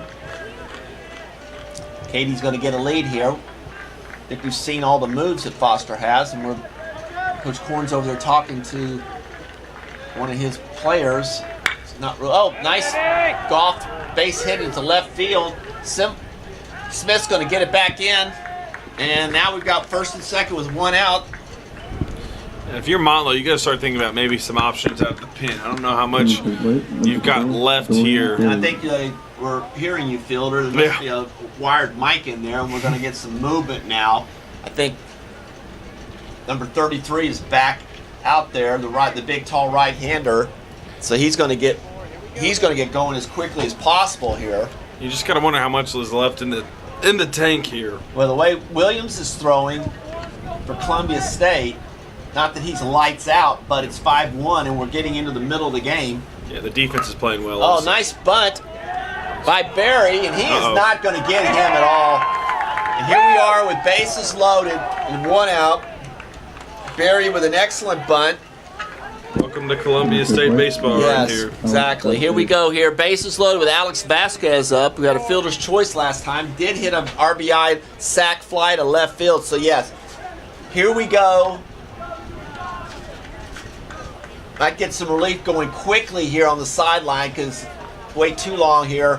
One swing of the bat, this thing could be going south deep. Foster's going to check. Still only ground ball away from getting out of this, so I mean, he just needs to concentrate and get a ground ball. Vasquez needs to get the ball in the air into the outfield at least. Here's the delivery.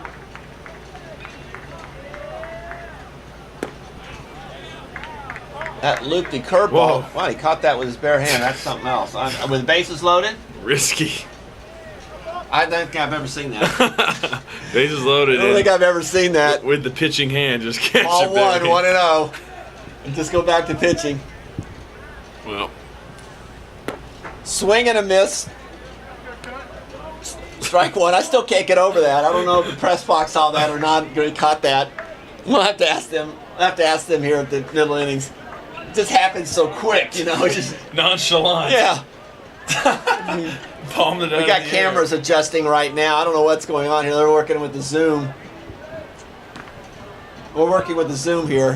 1-1's the count. And here's the pitch. Ooh, way inside, and that did get him. And that'll walk in, and that'll hit by pitch will bring in a run.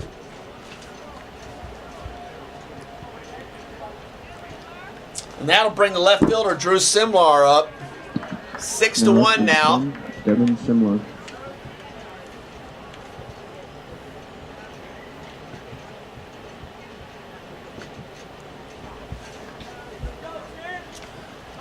Drew Simlar up, singled last time. 6-1, Chargers here with 1 out.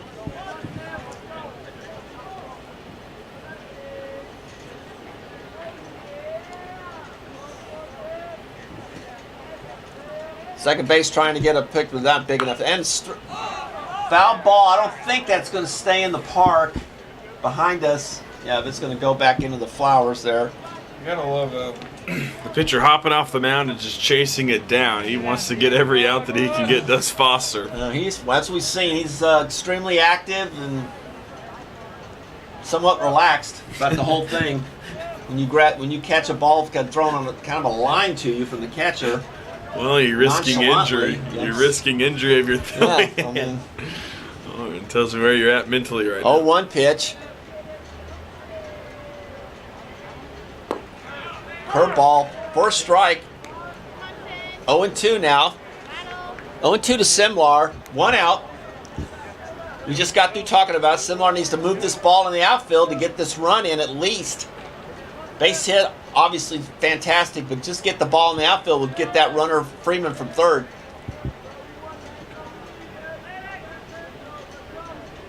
There you go. That ball's going to go out to right field. Rahman. This could be a play here. He's got a good momentum, and here it comes. Ball's coming in, and he's not going to try it. Probably was a good idea not to. Yeah, just good throw by Rahman in the cutoff by Weatherly. Just the wrong runner to have on third there. If that's Barry and Freeman switch places, maybe you take a chance. I'm sure we would have seen something, especially with the lead that they had. But back up the top of the order, so yeah, why risk it? Hayden Adams, the shortstop, is up. Struck out looking last time, but he's got a double to his credit. Here's the pitch. Good block by McIntosh for a ball, 1-0. Walter State Senators have arrived, and they're getting their cuts into the cage, taking all the action in. Now look to my left, and there's Coach Mike Policastro. He's walking in. And he's on the phone right now. I don't know if he's talking to a future recruit or who it could maybe be. I don't know. He's always working the phones from what I hear. Big game ahead for him. Oh, yeah. Nice job yesterday clawing out that victory against the Eagles of Dyersburg State. 1-0 pitch coming up. Strike down low on the knees. 1-1. 2 Adams. 6-1. Chargers out in front here in the top of the 5th inning. You don't think that we're farther along here, but we're really only at the halfway point. A lot of action. Well, Columbia State's half innings seem to last a long time, even if it is only 1 or 2 runs. Fastball roped down the line, and that's going to plate at least 2 runs. It's going to go 3 probably. Smith's all the way in the corner, and they're going to hold him up at third. Coach Corn's not going to take a chance with Vasquez being the catcher probably, but that is going to get you 2 runs for sure. A double by Adams. 2 RBIs. Now at the plate. Make that 8-1 now. Giles. And the merry-go-round is starting.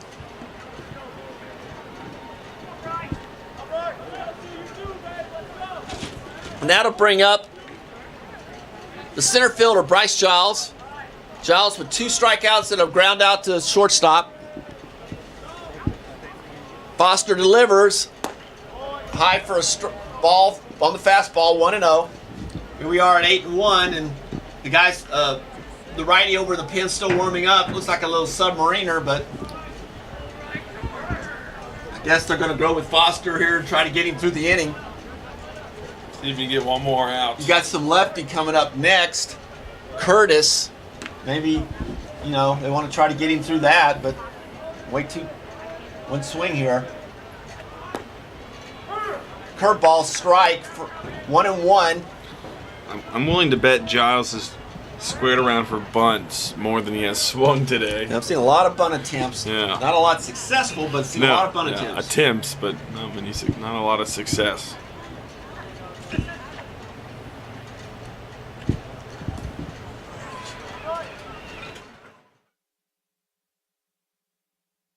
At the stretch here, 1-1's the count. 2 Giles.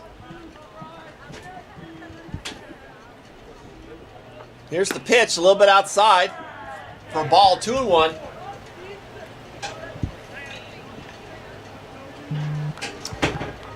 Two and one's the count. Giles is due. Obviously, one of their better hitters hitting in the 2-hole.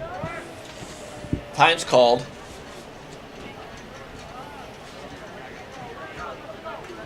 Yeah, we knew Columbia State would. Yeah. They lost a tough game yesterday to Ball. I mean, from a good Jacob pitcher. Cole to Yeah. an outstanding game. Yeah. I mean, that was 2 good teams, but Luke curveball missed 2-2.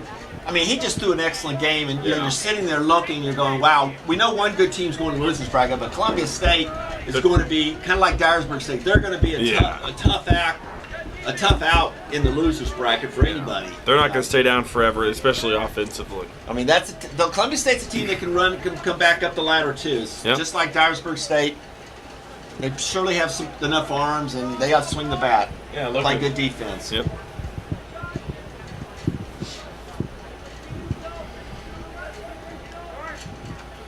Once again, time called. It's just funny. The further you go, it's all about what arms you got. How many innings can you get out of guys?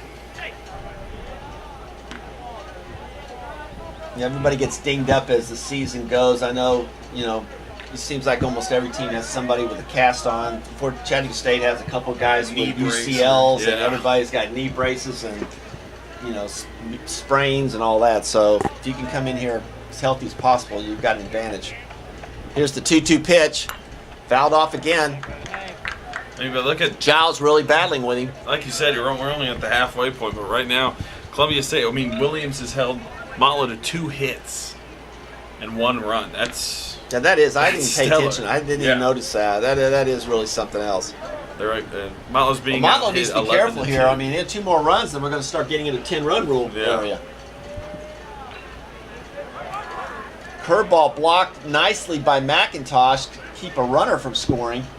3-2 now the count. Yeah, I mean, you kind of hit on something there, Fielder. I didn't even really look at the board. I'm like, okay, it's 8-1. Yeah. We got 2 runners on with 2 outs. Think that they score 10-1.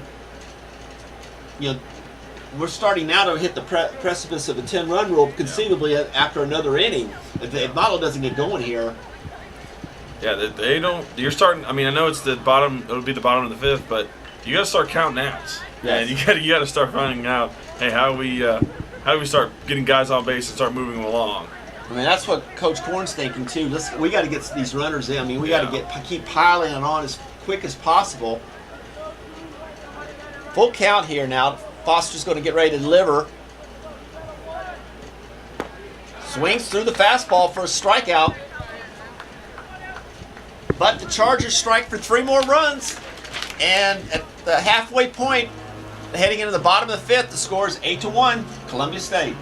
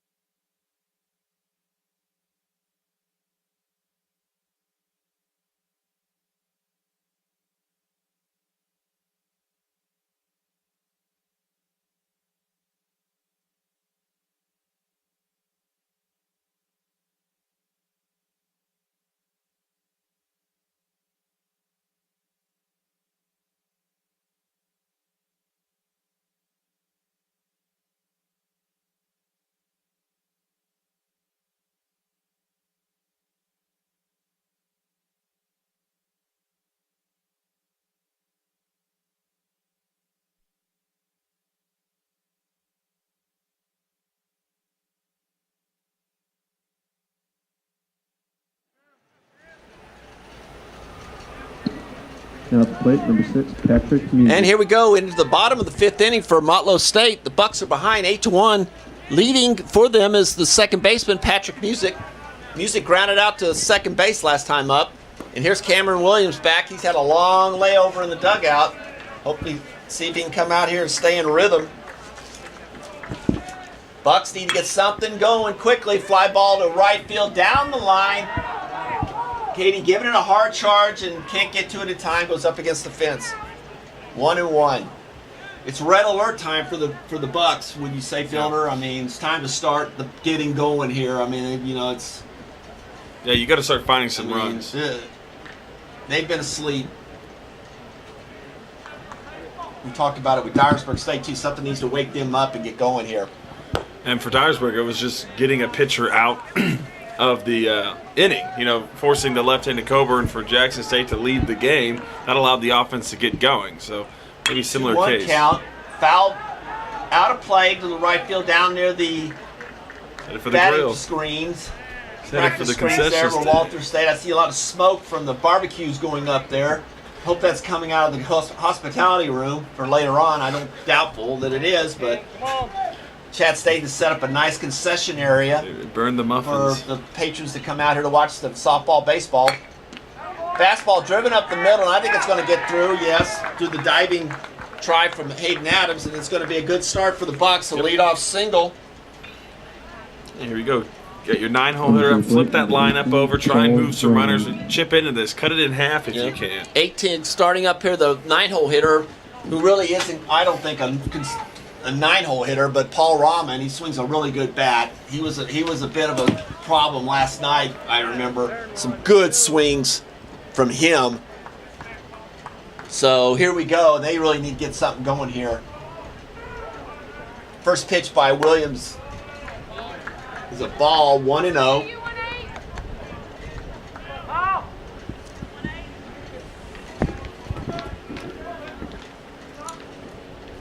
Fastball hit hard right through the wickets at third base, through Carlin's legs, and that's going to easily be an error. It was hit hard, but they're going to have to give him an error on that. Tough error, but you know what?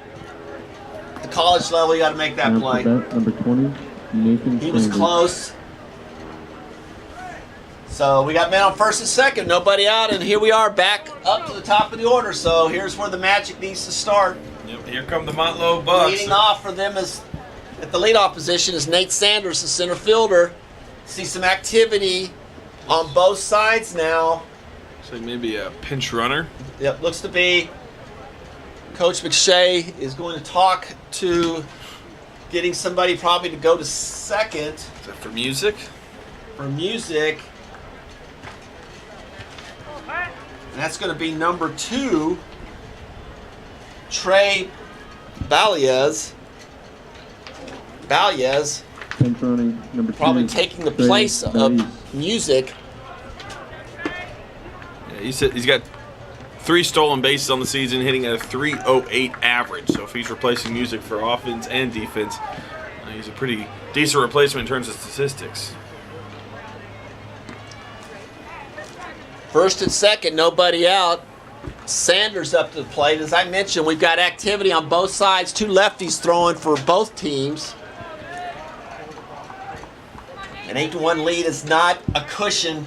It's a cushion to have, but it's not a heavy cushion with this club. And they're going to go for him again at second. Here we go again. See if Motlow's learned their lesson from the first time.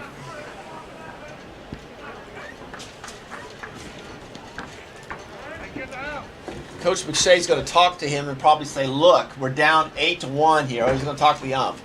I don't know if it's, once again, maybe he wants to talk about how the pitcher's throwing the ball and handling the hands.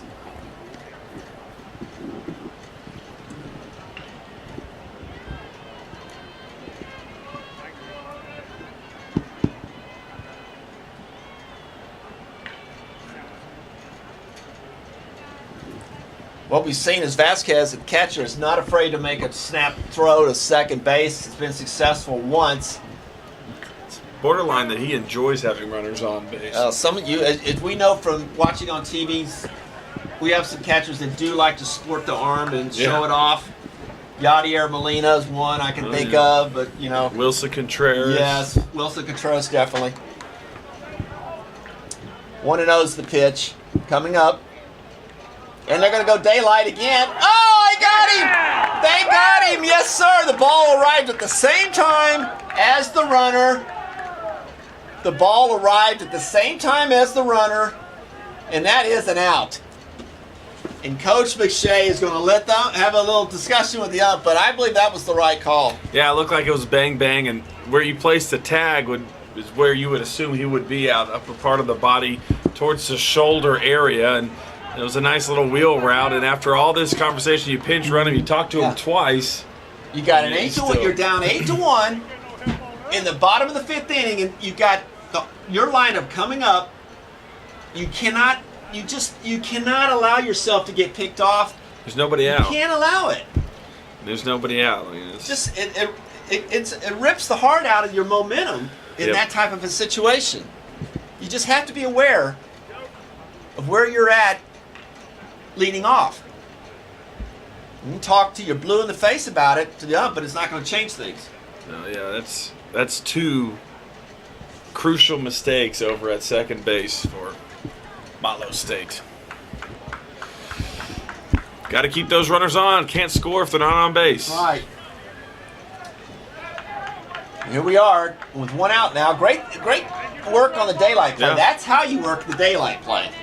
When the guy gets a good lead like that, shortstop kind of gets right behind there, kind of creeps up, and then all of a sudden opens up that hand and gets separation daylight, and then the pitcher, and you work on that. Hopefully you work on that, Turn it infield. Turn it. I and mean, it comes to fruition. they're 1-0's the executing. count now. And immediately we're going to get a pass ball, and they're going to get that runner back to second base, but could have a runner some second damage and was third. done there. Yeah, exactly. Nobody out. Exactly. So we got a man on second base with 1 out. 2-0's the count now, so Williams has got to get back on the horse, on strike horse, do what he's been doing, make them hit the ball to his fielders, work the ball in and out. Maybe go back to second. Ground ball, nice play by Freeman.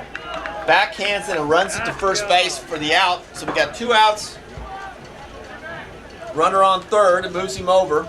Yeah, really nice play there at first base. The backhand and to make the unassisted tag. Now you have a runner on third, just third, with 2 outs. But it is that time of the lineup. Here we go with Paul McIntosh, the catcher. McIntosh has struck out and walked.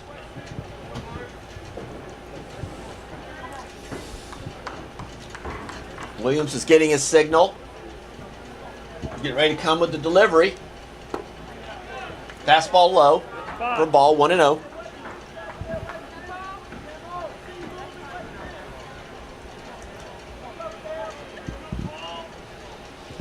One and 0. There we go. Almost. Vasquez, he's feeling it. Vasquez is feeling it. 1-1. Or 2-0. I'm telling you, he loves base runners on. He's like, he is feeling it. And the throws are good. Oh, You know, yeah. he's not spraying it all over the place. No, that's why he's back there. Vasquez, sophomore from Miami, Florida. So, ball 3-0 to McIntosh. Look at Coach McShay's talking to this guy, to his runner, saying, "Look, you got 2 outs now with 3-0 count. You're not going anywhere." Fastball high and outside for a ball, and he'll put him on base. They'll bring up the slugger Troy Weatherly, the first baseman. Now, number 28, Troy Weatherly. Yeah, I'm not even on base, and I'm being completely honest with you. I'm nervous on the way up. I'm jumping back to a bag. Oh, man. Troy Weatherly up now. He struck out last time and flew out to center field. And we're right here, one swing of the bat, Yeah. you can cut the lead in half. Yeah, So 4 runs will look a lot better than 7.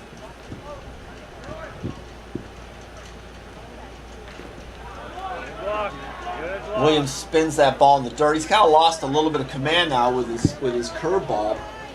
yeah, there's some action going in the pin over. Got the lefty working over there for Coach Korn's team. like number 18. Well, maybe I'm wrong. Looks like Gideon McKee, the left-handed pitcher. Sophomore from Brentwood.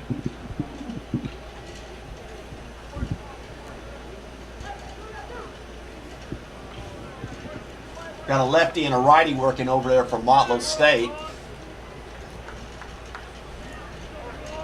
1-0 count here to Troy Weatherly. Fastball on the knees for strike, 1-1.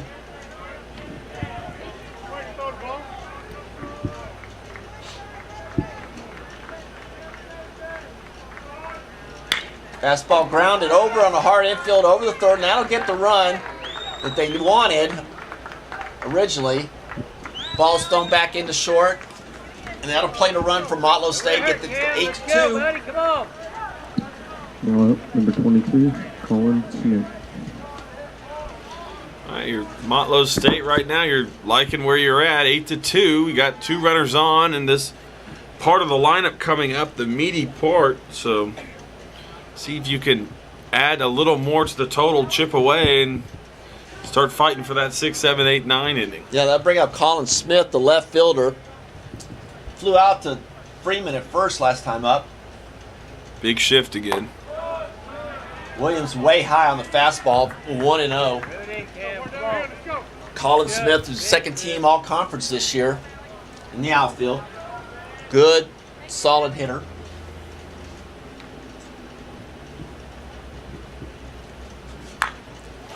Uppercut swing, foul behind the screen here behind us.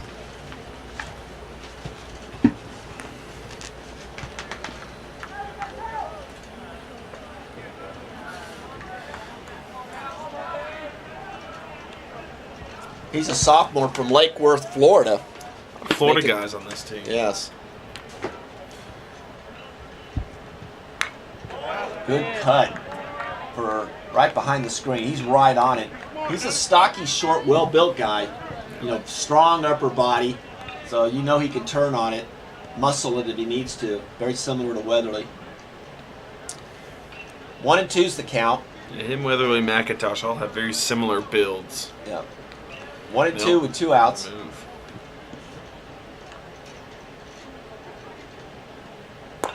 Oh, he Pitch. tried to go inside on the fastball and just missed. 2-2.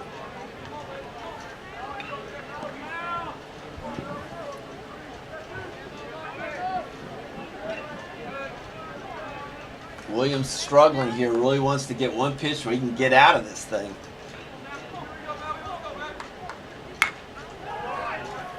Fastball fouled back again. You know, he's going to have a hard time just powering that fastball by Smith. Smith's on it. Yeah, Coach Korn can't like that foul ball there. Look, with the shift all to the left, and then he's fouling it off to his right. That means he's a little late on it. He may find a hole between second and first. Right, yep. He's just missing it. He had a couple scuds last night, line drives, if I remember correctly. I mean, in the With the Lancey at third. yeah, I mean, swing and a miss on the off-speed pitch. That was a big out right there for Mr. Williams. And Motlow does get a run, and the score now is 8-2, and where you are through 5.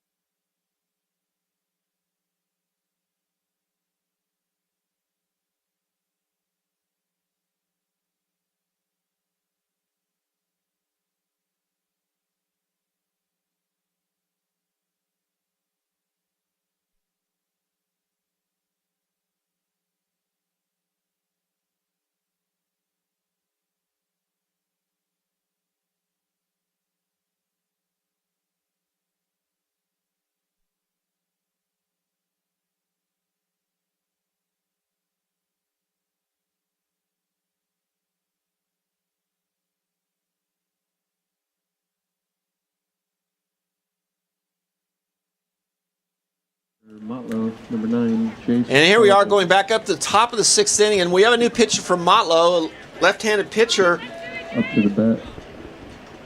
Number 20, number 9, Jace Curtis. Carvel. Fielder, what's the run on him this year? Yeah, he's 1-1, 31 and a third innings pitched, 34 strikeouts, 14 walks, 4.31 ERA. And he immediately gets a ground ball from Elliott Curtis. Rolled the ball over to the second baseman for an easy out. We're off with 1 out here, 4-3. Now up 1 to out here. We've Justin got Carlin. up next the third baseman, Justin Carlin. Yeah, we've seen this a couple of times. Can Motlow get enough stops, at least no hits, no walks, no runs, for enough innings and let their offense go to work? We saw Cleveland State do it late against Dyersburg yesterday. Yeah, Carlin is 0 for 3. He's been consistent. Hit the ball in the right field all 3 times for flyouts. He does have an RBI though. Fastball way outside for a ball. 2-0. Well, we're into 5, so if you're thinking like Motlow, you've got 12 more outs. Yep. What can I do with those 12 outs is what will be the telltale here. And what am I going to do out in the field to keep the Chargers under control so I can just keep building, chopping off on that lead. 3-0's the count. And the Chargers, obviously, is keep the pressure on Motlow State. Fastball outside for a strike, 3-1. I mean, anytime I get scoring opportunities, I've got to take advantage of them. Yes. Coach Korn knows that. Yeah. And fastball strike again runs the count full. And I'm sure he's trying to get that message across to his players.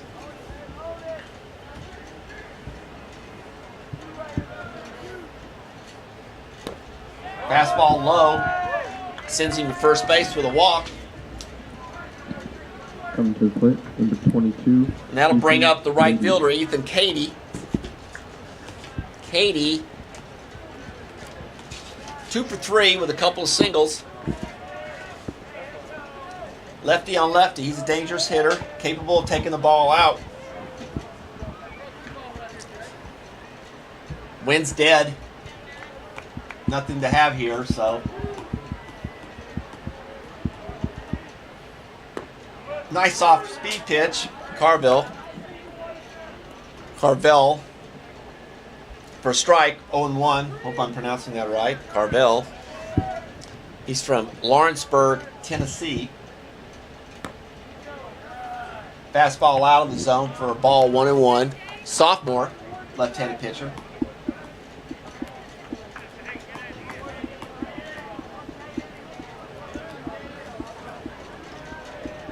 Good lead by Carlin. Swing and a miss there by Cady. Runs the count to 1-2.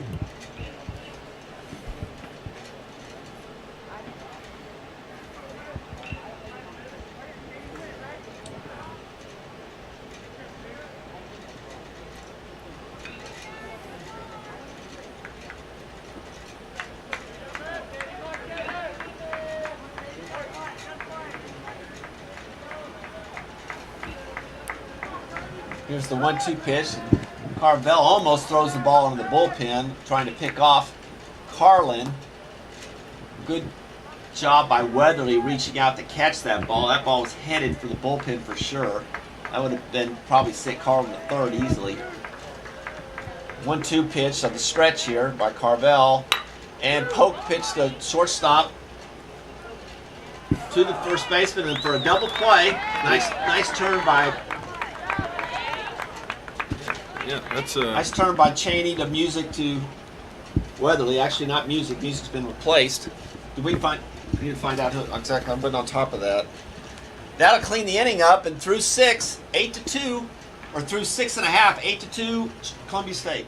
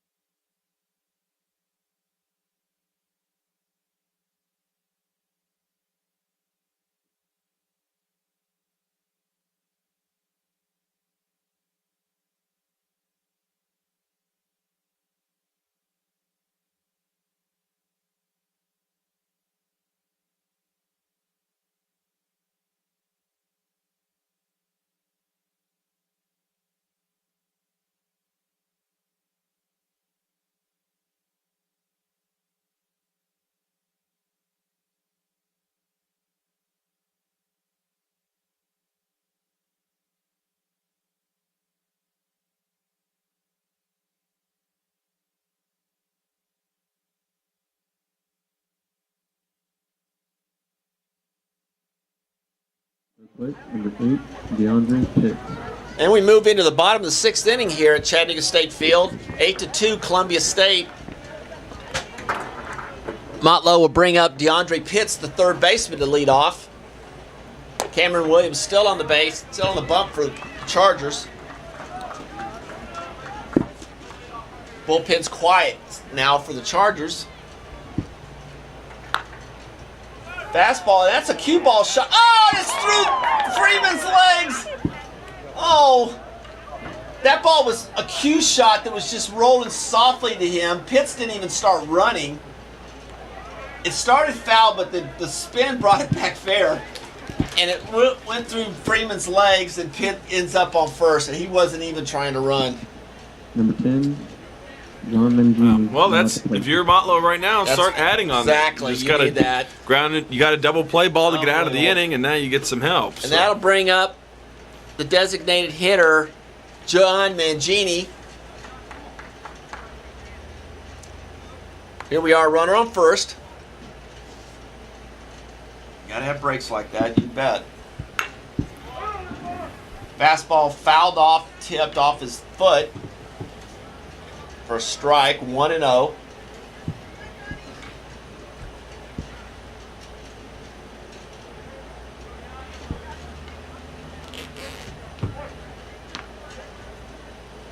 Williams comes to the stretch again. I don't know, fastball must have been off the plate a little bit. It's called ball. Evens the count, 1-1.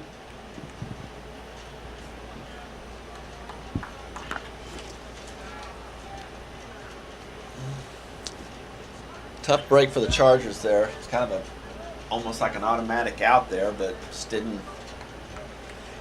work out. Now you're looking to get 4 outs. Foul ball way up near the tennis courts. That'll run it up to 1-2 with nobody out here in the bottom of the 6th inning. 8-2, Columbia State over Motlow State. This is an elimination game. Loser goes home. Swing and a miss on the outside. Looked like he turned the ball over a little bit on his fastball, took a little bit off, and that's out number 1. That'll bring up the shortstop, Jake Cheney. Number 22, Jake Cheney. Cheney's 0 for 2. Grounded into a double play last time up.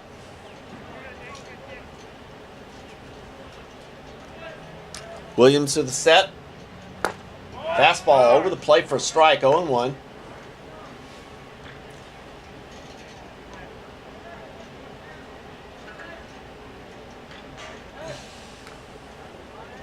Looking at the scoreboard, and it's very telling once again. You look at, oh, you wouldn't think it, Columbia State's made 4 errors. Yeah. Got 11 hits, but 4 errors, and Columbia State's clean, or Motlow's clean on the error side. Almost looked up at it, and I was thinking, okay, they're down 8-2. They've made 4 errors. Yeah. 0-1 pitch again, taken for a strike, 0-2. You see 11 hits to 4 hits, and you think the 11 would be Motlow coming into this game, Yeah. but the script is flipped.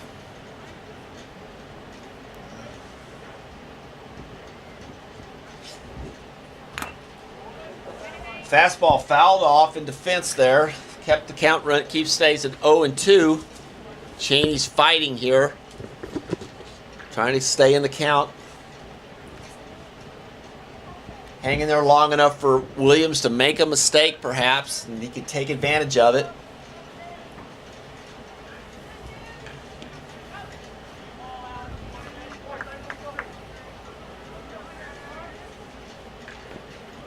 Fastball mishandled. Here he goes. Vasquez with the throw, and of course it's going to run. Now, he didn't need to make that throw. So here we go. And that's an error on the catcher. Didn't need to make that throw. I mean, there's a time to throw and when not to throw, and that was not it. So that moves the runner to the third. He's definitely in scoring position now. Cheney's worked on a 1-2 count. That curveball in the dirt, blocked nicely by Vasquez Hey, evens the count at 2-2. you were going to keep the Bucks down forever, not with these bats. Wow, that was a fastball. Vasquez caught it in the dirt, but he didn't know he caught it. He was turning around looking for it all over the place, and it was right in front of him. 3-2 now, full count.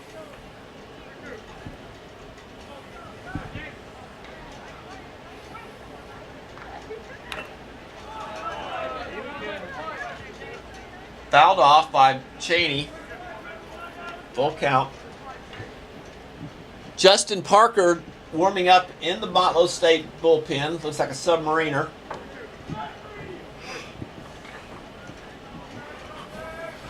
Three-two pitch. Way high. That'll put Cheney on first. First and third. Only one out. Does open up the One double. out. Does open up the double play ball, but that's not And an that'll bring up opportunity. Now to bat, number 2, Trey. number 2, Trey Baez, who replaced Patrick Music at second base. Baez is a freshman from Laverne, Tennessee.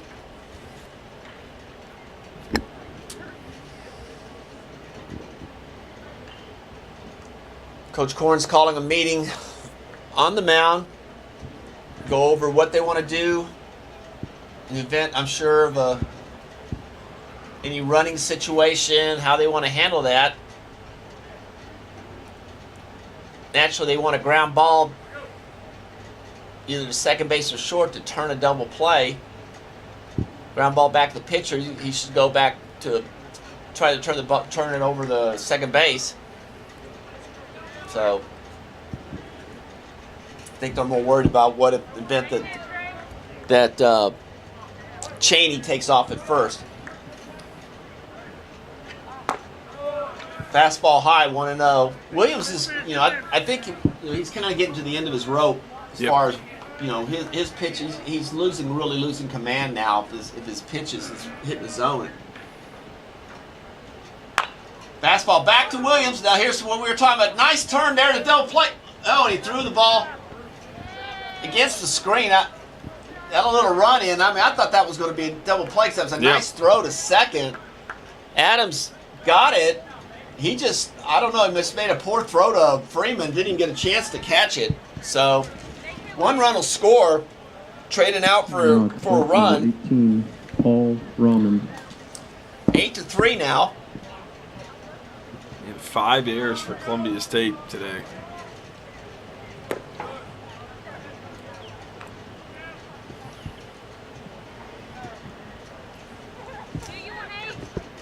That'll bring Paul Rahman up, the right fielder. Nearly hit him. 1-0 count. Now we got back to getting somebody getting loose in the Chargers bullpen. Rahman is 0 for 2. Reached on an error last time. Fastball misses 2-0.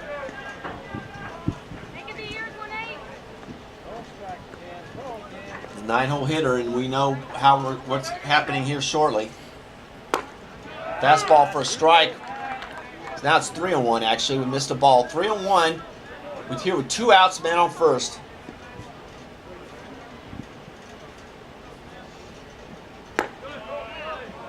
And the fastball misses for a ball, and we got men on first and second. Nobody out. And back up the top of the order with Nathan Sanders, the center fielder. Coming to the plate, number 20, Nathan Sanders. Sanders, last time up, hit to Freeman at first, unassisted for an out. One swing of the bat, and we got a tight ball game again. Yeah, Motlow's got them right where they want them. A couple of guys on, and now the leadoff hitter. And he might have gotten that. He got a good piece of that. That ball's going back, and it's gone. 3-run home run for Nathan Sanders. And the Bucks are back in this game. Yeah, sometimes the big fly helps out when you need it most, and then right there, Sanders, the leadoff guy right before the murderer's row, but he gets a hold of one, and nice piece of hitting there to get the Bucks. It's a brand new ball game, folks. Number 27, 8-6. McIntosh.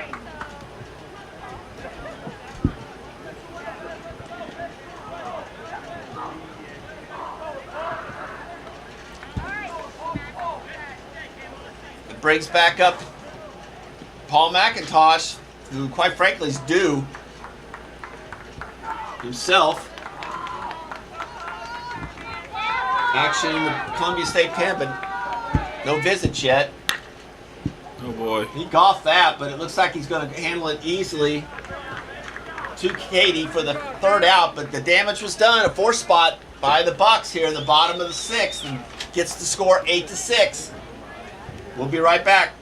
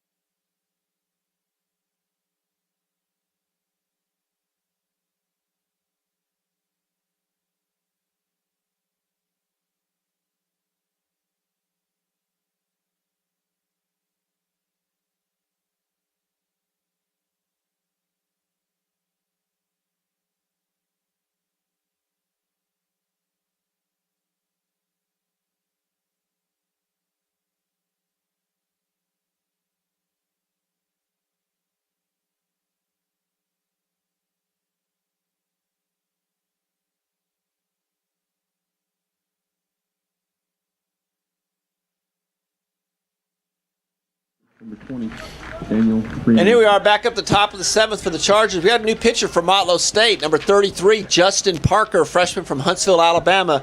Fielder, what's the lowdown on him?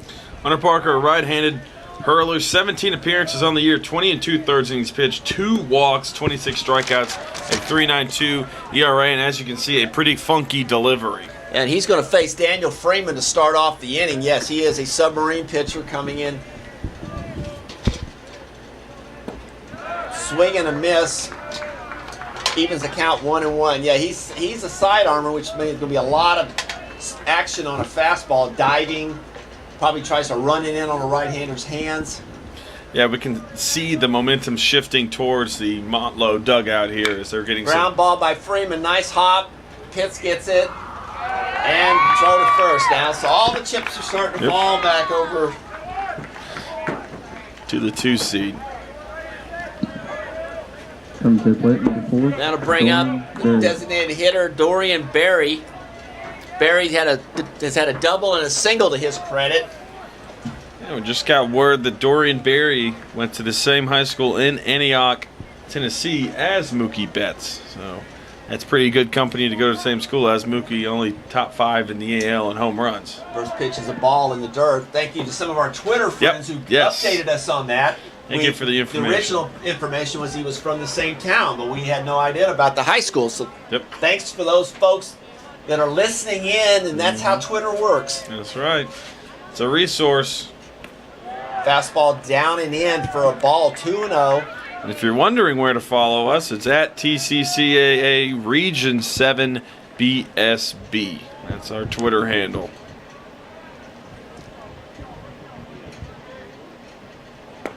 Fastball outside for a strike, 2-1.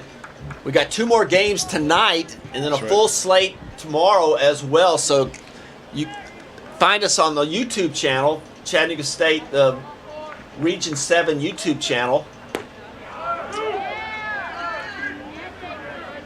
Obviously, if you're watching now, you have that address. But pass it on to your friends. That's right. If you like baseball and like college baseball in particular, it's very entertaining. 2-2 pitch here by Parker. Grounded to first base, easily to Weatherly. He'll tap for the second out. 2 quick outs here by the Chargers. That'll bring up the catcher, Alex Vasquez. Yeah, Columbia right now is looking for a pulse on offense. I know they have a 2-run lead, but nothing's really gone on since that 5th inning. So you've got to try and do your best to get something going, whether a walk or a base hit. Same thing happened last night, kind of from Motlow. Got behind early and kind of crawled their way back. First pitch strike, 0-1, kind of crawled their way back throughout the game. Then Chat State got ahead latter portions, and they tried to get back in, and it was an exciting finish. But I guess the point I'm trying to make is Motlow's never been in the lead. No. In this tournament. And they're always the home team, so they're always behind from the first inning on. So they've been trying to climb the ladder the whole time. So 0-2's the count. 2 outs here in the bottom or the top of the 7th.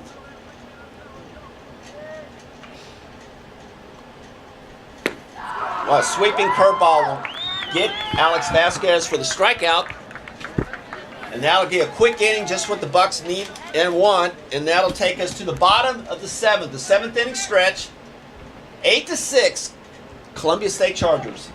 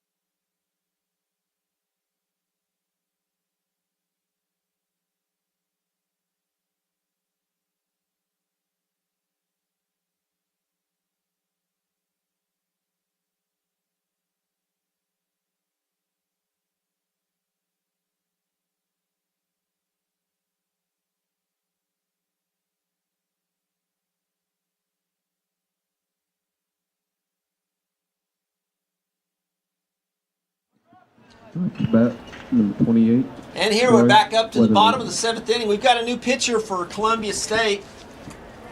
Gideon McKee, a left-hander, is on the mound now to take over.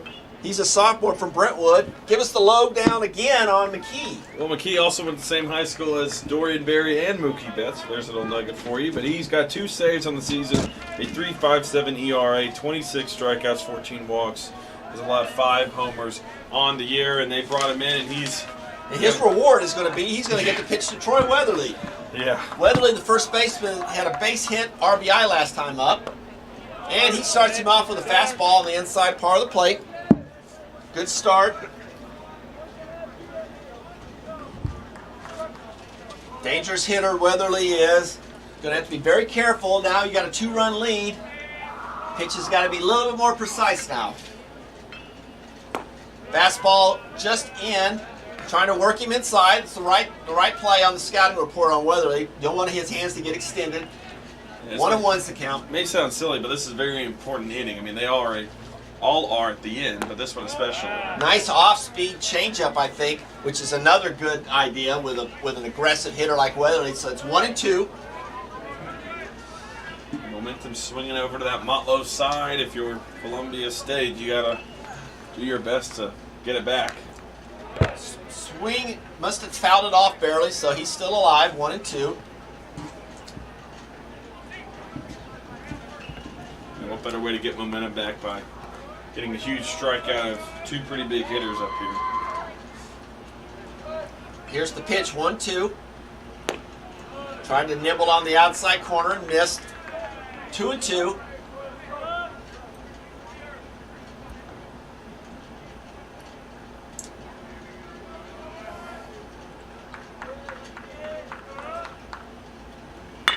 Fastball hit hard up the middle. Wow, nice bounce. Great play by second baseman.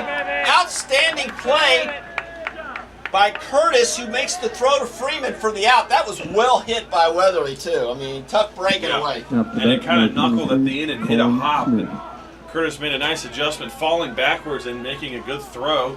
Stretched there by Freeman, but huge first out of the inning. That'll bring up the tough-hitting Colin Smith, the left fielder. Struck out last time. First pitch is a ball high, 1-0. He doesn't appear to be a high-velocity guy, just a guy that probably nibbles left and right on the plate, changes speeds, which is really for the right ingredient for a batting lineup like Motlow State. You got to get them out of the front on their front foot. And try and avoid that barrel of the bat. Fastball just on the outside corner for strike 1-1. 8 runs, 11 hits, 5 errors for Columbia State. 6 runs, 5 hits, 0 errors for Motlow State. That's the line right now. Swing and a miss by Smith, 1-2. Abnormal amount, huge abnormal amount of errors for a Mike Horn coach team. 5 errors. Yeah, it's uncharacteristic, but they do have a 2-run lead right now, so if they can button up for the last few innings, they'll be all right. Swing and a miss on a changeup. Very nice. For the second out. That'll bring up DeAndre Pitts, the third baseman, who reached on an error by Freeman on a very weird play, spinning ball that went through the legs. It was really bizarre, but still, it was an E3, and he got on. So the Bucks will try to get something going with 2 outs here. First pitch strike by McKee. Gets out in front, 0-1.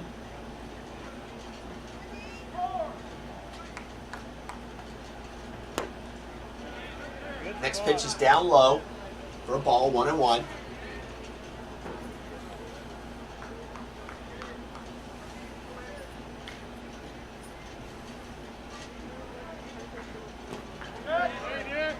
Off-speed pitch, tried to get him to go, but he didn't. It's 2-1's the count. Nope, umpire checked and no swing.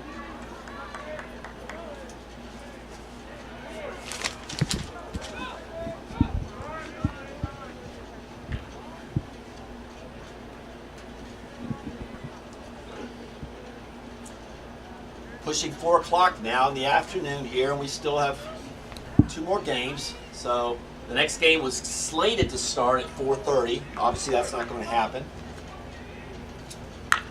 Fastball hit high in the air to center field.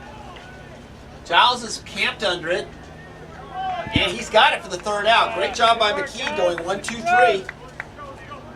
We're through 7 innings now.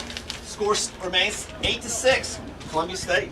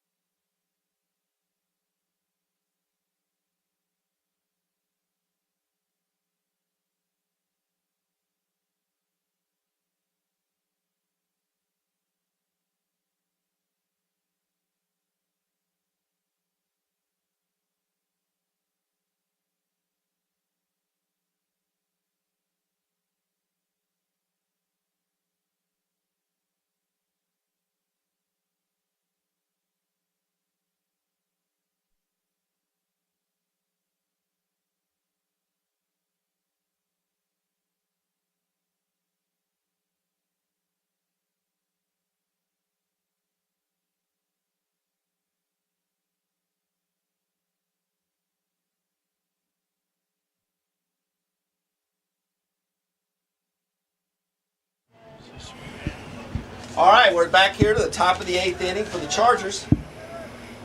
Leading off is going to be the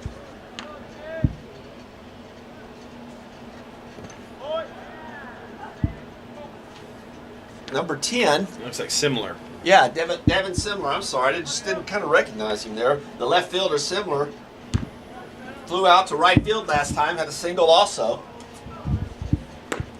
Swings through a pitch for a strike, 1-1.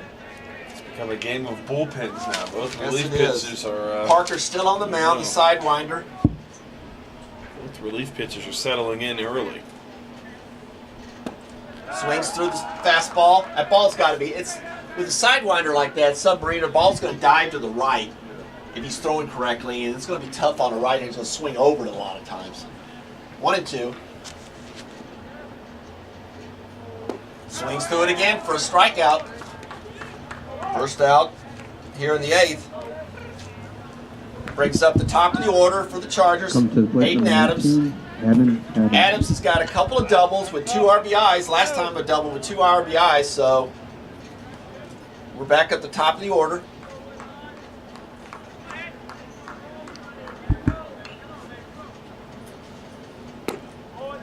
Fastball down low for a ball. 1-0.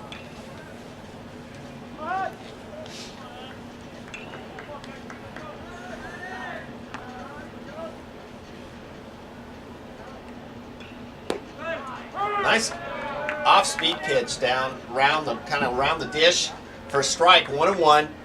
Starts that just on the other side of his hip. Brings it back.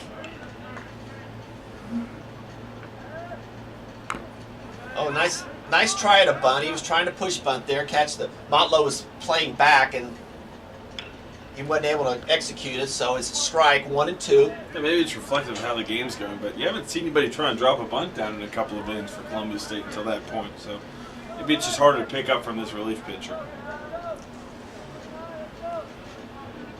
1-2 count. Here's the pitch. Tried to swing another fast. A looping fly ball. Down the line, and it's foul. Good try by Rahman to get to it, but just too much distance to cover. 1-2 the count still on Adams. Tight game now, 8-6. It's going to be a nail biter all the way in probably. Motlow's got another lefty warming up. 21. And a ground ball to Cheney. It's short. Quick throw. And he's got him. Good play by Cheney. The second out. That'll bring up the center fielder, Bryce Giles. Bryce Giles. Giles has got the sombrero today with 3 Ks mixed in with also a ground out to short. See if it changes now. He's batting from the left side. Yeah, he's going to switch over. Maybe this is his stronger side. It probably is. He's going to face Parker. Parker starts him off with an outside pitch for a ball. It's 1-0.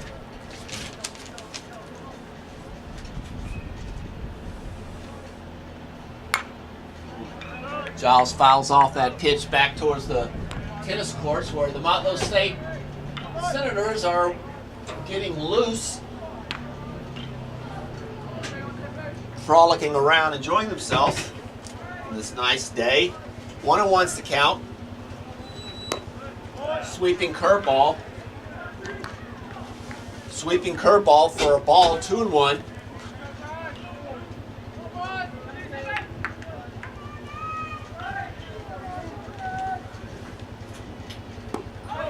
Swing and a miss for a strike. 2-2. Twos across the board here.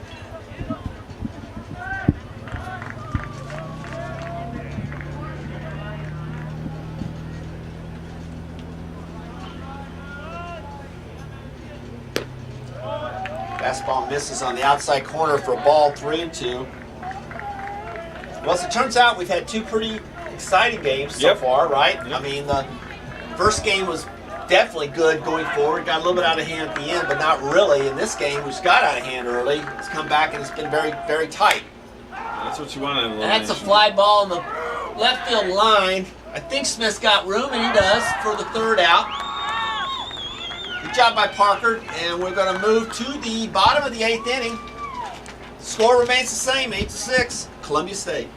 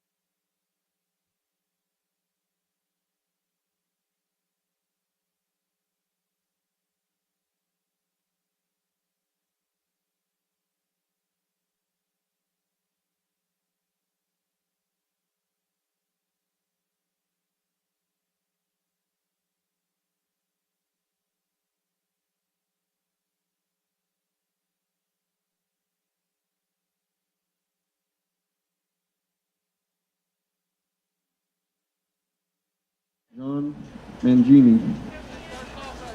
And here we are at the bottom of the 8th inning for Motlow State. Leading off for the Bucks is the designated hitter, John Mangini.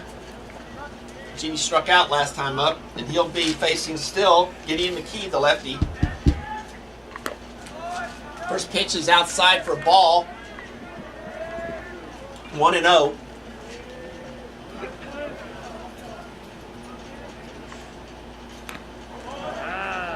Next pitch is fouled off directly behind. I don't know if it hit Vasquez. He kind of like, it's like he's must have took a piece of it.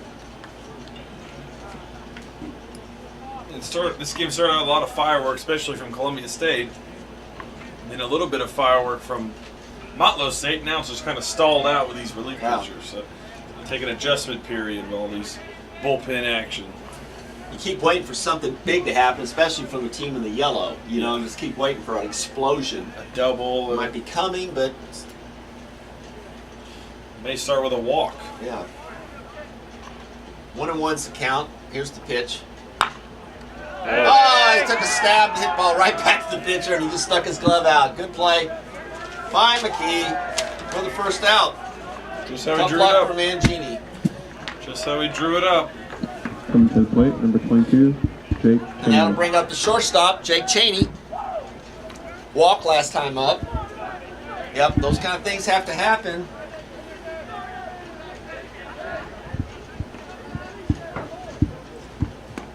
Fastball just catches the corner for a strike. 0-1.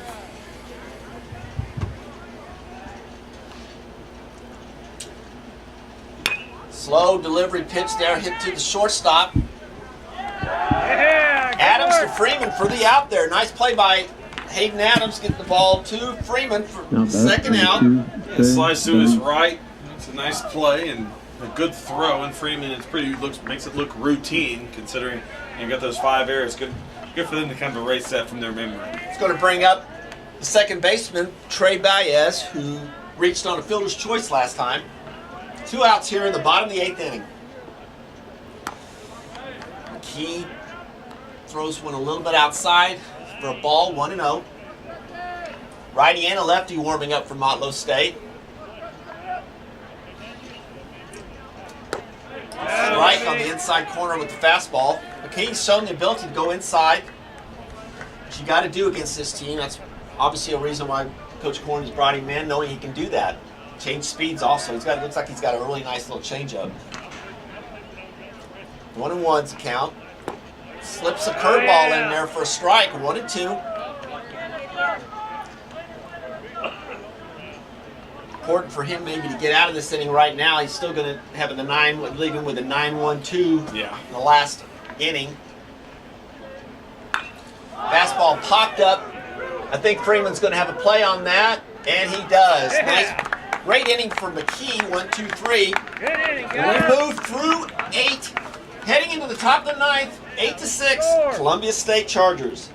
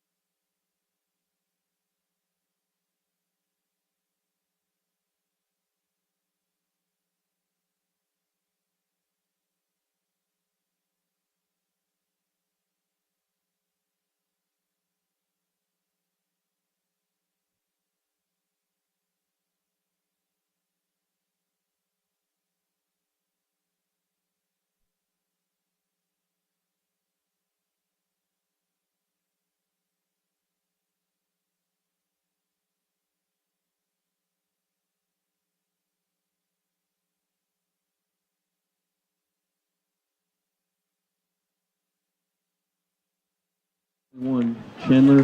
Here we go Hardiman. up to the top of the 9th inning for the Chargers. We've got a new pitcher for Motlow State. Number 28. Chandler Elliott Hardiman is Curtis. coming in, number 21. He's a sophomore from Fayetteville, Tennessee. Quickly, fielder, what's the stats on Mr. Hardiman? He's a lefty, went 3-0 and 26 1/3 inning pitch, 27 strikeouts with a 2 ERA. The Bucks are pulling out all the stops here to shut down the Columbia offense. No insurance runs this game. Great job by Justin Parker. He was definitely giving him some trouble, but we're going to go to the lefty, and that's probably because we have lefties coming up here. I guess I see that now, obviously. Leading off is going to be Elliott Curtis. Elliott's had a home run and a singles, so Coach Korn would love to see him reach base. Fastball for a strike, evens the count 1-1. Motlow cannot allow an insurance run like they did yesterday against Chattanooga State last night, so that's imperative if they want to try and make a comeback. Yep. Fastball rolled over to the second baseman Baez, who gets it cleanly to Weatherly for the first out. They looked defensively sound today, made a couple of nice plays today, unlike they did last night. So they righted their wrongs here, kind of worked on their footwork, if you will, and now no errors and looking good. Definitely. And that'll take us to the third baseman, Justin Carlin. Carlin is 0 for 3 with three times out to the fly out to the right field, walk last time up.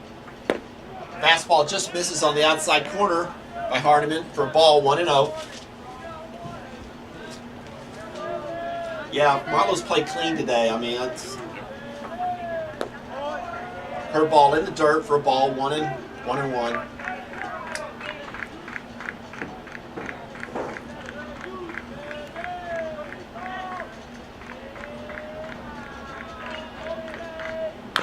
Fastball off Carlin's foot.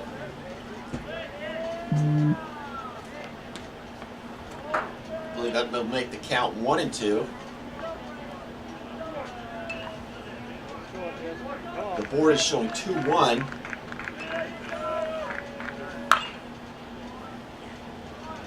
Fastball rifled down past Coach Mike Korn at third base box. They'll even up the count now, 2-2.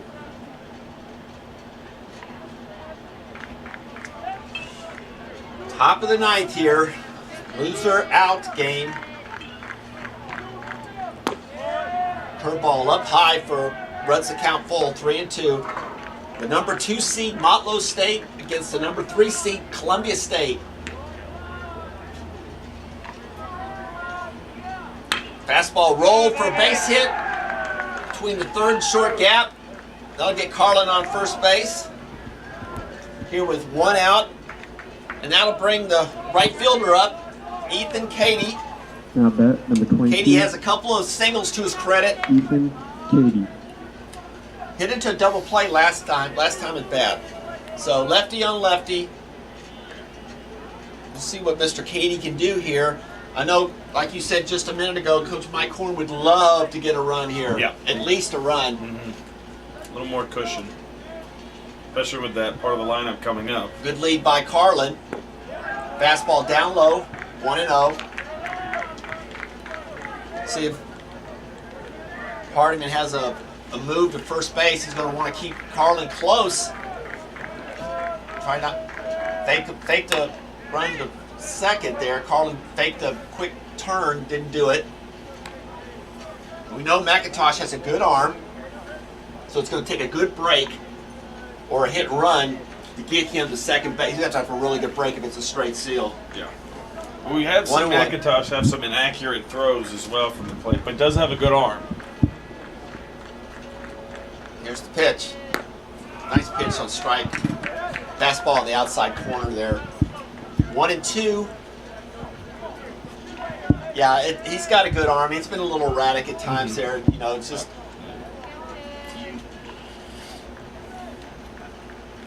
fastball, or no, I'm sorry, curveball on the outside corner off the plate. Runs it to 2-2. It's tough with a lefty on lefty to run sometimes, although it's a little tougher on the catcher to make the throw when he's got to throw over that left-hander. Not used to it. And he's off. Carlin's off. Here's the throw. Good throw, but I think he's going to get there in time. Yes, he does. Good jump by Carlin.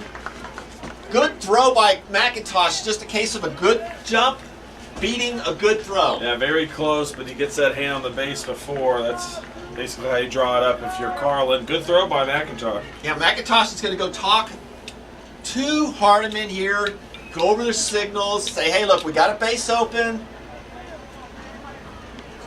Just don't make a big mistake here.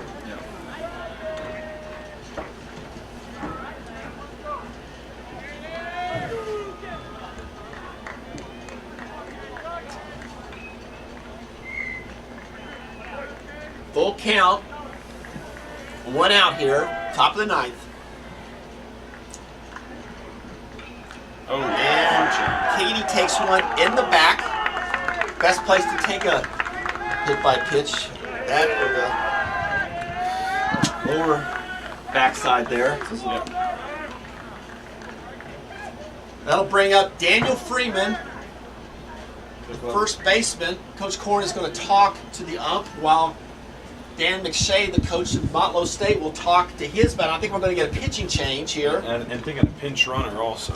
And a pinch runner, a lot of movement here. A lot of moving parts. It's like number 5, Dakota Stone, the outfielder from Memphis, Tennessee. That's the pitcher we got. Now pitching for That's the Motlow, base runner. number 17, Dallas Bryan. That Dallas Bryant's coming in to pitch. Dallas Bryant coming in to pitch for Motlow, and we've got a pinch runner.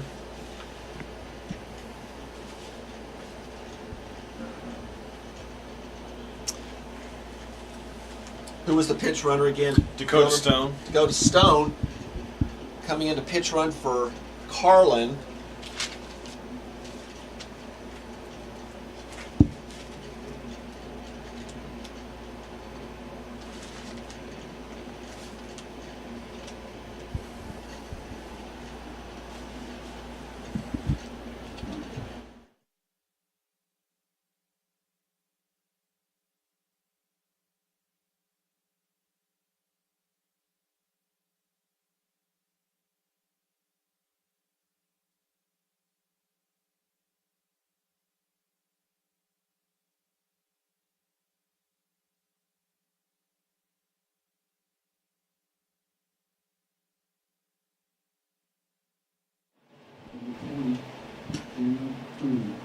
Okay, and we're back here now, so we've had some changes here in the lineup.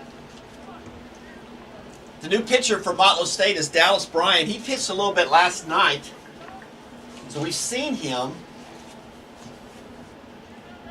And he threw well for the most part of his outing then, and then gave up a. Pretty sure he's the one who gave up the hit to Hayden Locke late in the game against Chattanooga State, which really kind of blew the game open. So He's going to face Daniel Freeman. similar situation here. Good aggressive lead by Carlin. Good pitch. Off-speed pitch just misses inside. Carlin very bouncy on second base. Interesting to see how Coach Korn wants to attack this. You got to be careful on first base as well for the backside throw. Oh, that's a good. I don't know if it's going to be enough. Oh, just foul. Boy, that just a tough break for the Chargers there. Boy, just got on top of it just a little bit too quick. That would have definitely gotten run, probably two, with Stone likely to have some good speed being brought in as a pinch runner. You got to figure Coach Korn probably would have sent him as well. Freeman's got a couple of base hits today. Off-speed pitch in the dirt for a ball, 2-1. One out here at the top of the ninth. We mentioned before, critical the Chargers can get an additional insurance run or two with a 2-run lead right now. And there's a daylight play. He's back in time. Bucks aren't happy with that, but I think they was back in time. Yeah, it's pretty I tell you, I bad noticed throw. about the pitcher, he turned inside instead of turning with his body. It's actually slower when you turn inside for a right-hander. If you'd have just turned with his body, make a quicker turn. It doesn't help he one-hopped it to the second base. That too. And another try to back the... There's the turn I was looking for there. A little bit more smoother. Got some aggravation in the Motlow dugout. Bucks are not happy. They're a little bit disgruntled, but that's frustration here at toward the end of the game here, and the fuse is lit. Let me just 2-1's the count now. And another inside move. They're really worried about Carlin. They are really worried about Carlin. I would be trying to look at maybe getting off the Stone at first base here on a backside move. Now he's really jumping. Now he's really jumping here. We'll see. Oh. That was closer. That was closer. A lot of movement. Here comes Dan. Here he comes. Yeah, a lot of movement down from the dugout. Uh-oh. Now what? Nobody Whoa. calls time? Did they call time? All right, the home plate ump says he called time. Carlin took off for third because he didn't know if they'd call time. Now, Coach Korn called him over there. Coach McShay is going to go talk to the ump. I thought that play was a little bit closer, but he didn't quite. He went back to his inside move, which slows you down. Now, Carlin was jumping around. And both times he's spiking it right into the dirt, right where the tag is supposed to be placed. Exactly. It's a tough play for the umpire to make. I think if he'd have turned naturally, but you're right, he was jumping around, but I thought that play was a little closer than the first time. Yeah. It's tough. But Motlow is not happy. And definitely some of the players are definitely reflecting a lot of disagreement now. The home plate ump's going to come out and talk, kind of break this up. Because this discussion is really going nowhere. Nothing's going to change. This time they're not talking about the hospitality room on No. the field. This is not a discussion of those sorts. You know, Coach McShay's upset because he's had a guy picked off from second base, right? Twice. Twice. He's not happy. He likes a little Yeah. reciprocation here, you know. Maybe you get half of that back, especially right now, this crucial point. And we're back to play now. 2-1's the count now to Freeman. He's gotten all about that Freeman's actually batting here. You'll see the dugout explode if there's a base hit here that scores a run. And a swing, foul tipped by Freeman, evens the count, 2-2. This game has really had it all here. Yeah. It's really had it all. And I guess that's what you should expect from a 2-3 seed game. Yeah. An elimination game. Yes. 2-2 the pitch now. Coming back to an inside. He didn't have much of a lead there. Harlan's baiting him. Brian to the stretch. Thinking about it. And a hard hit ball is short. This could be a double play ball. Bias turns it. Oh. No, and he didn't come up with it. Whaling did not come up with the scoop. And he's not going to get him a second either. So there's the run that they were looking for. The tailor-made double play ball.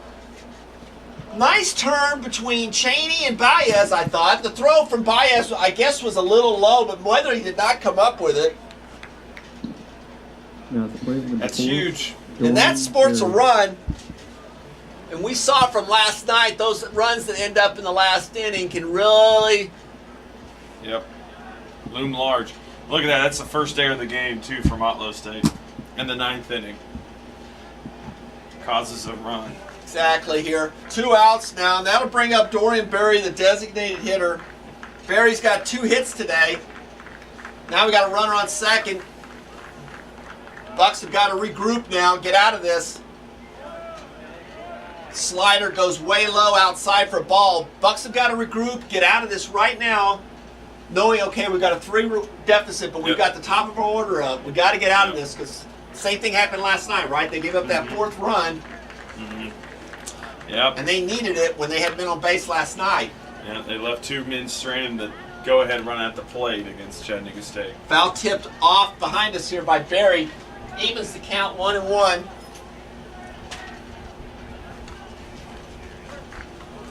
Both Cleveland State and Walter State on the sidelines to the fence line waiting for the game to end here shortly. They can begin their warm-ups. We still got a whole bottom half. Berry rolls over one That's tough. to Cheney. That's I don't think he's ever tough. going to get him. No. And makes the throw anyway, but there's no chance of that. And that'll leave runners at first and second. We'll see what the call is on that. Probably should be a hit. That would have been a tough play with Berry's wheels. Yes, they're going to give him a hit. That'll bring up the catcher, Alex Vasquez. Struck out last time. And Motlow just can't seem to find the dugout right now. All they need is that one last out. They got 2. It's just all about getting that last one. If they can just get Now I think we're going to have a pitch hitter. So Vasquez is going to come out. For number 31 is going to be our new pitch hitter, a big lefty, Bradley Wilson, sophomore out of Clarksville, Tennessee. Now Yeah, play Wilson the year. 31, Bradley Wilson. 8 RBIs, 244, 327, 244 splits. He's got 10 hits on the season, 41 at-bats. So we'll see a new catcher here in the bottom of the inning. We'll see what Coach Corn's going to bring in for that. So Wilson's up. Then on first and second, a big lefty here.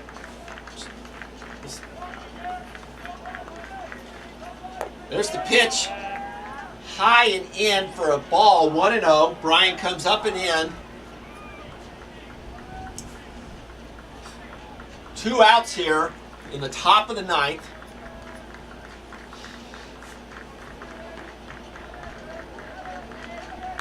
Oh, challenged him with the fastball. Wilson just missed it. Just missed it. 1-1. Don't know if I'd come back with that pitch again. I don't know if that's where McIntosh wanted that pitch, but it's where he got it.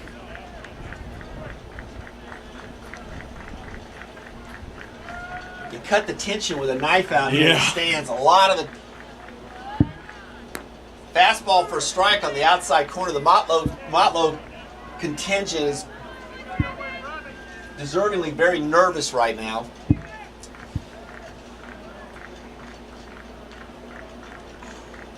One and 2 now with 2 outs to Wilson.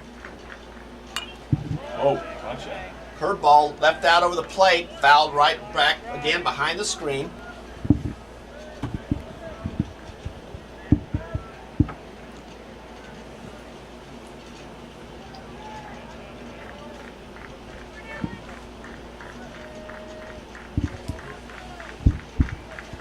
come with the 1-2 pitch.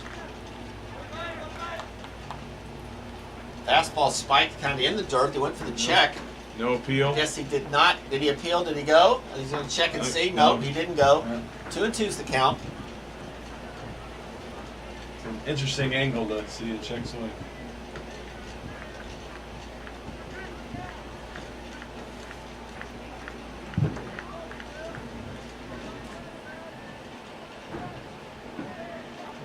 There's the pitch. Will hit the center field, but I think Sanders has got a beat on it, and that's going to get the third out. And bring us to the bottom of the ninth. 1 run for the Chargers, and it is a big run for them. Gets us to 9-6, and we're heading to the last chance for the Bucks here in the bottom of the ninth. Yeah.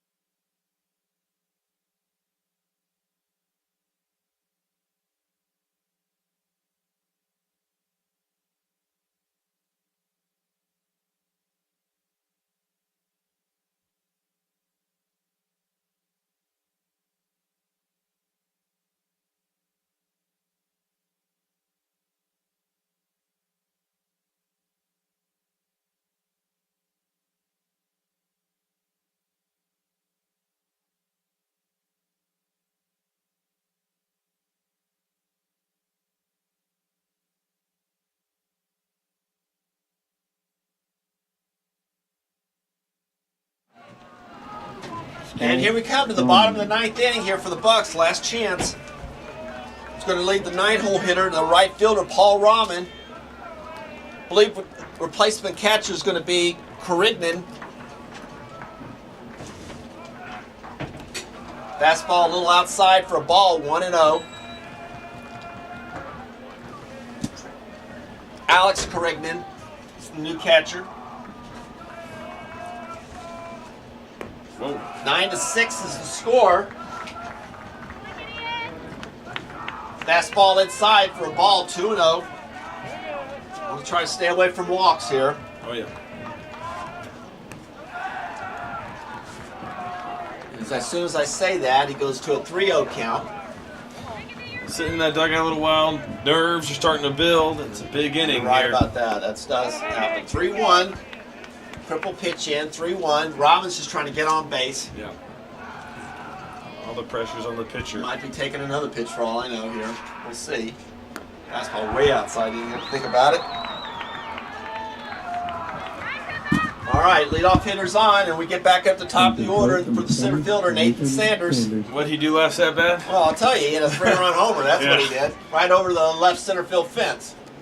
You got to be smart here. A lot of movement on McKee's pitches, so if you can, not move it to the barrel of the bat, you would be in a good situation, but you never know.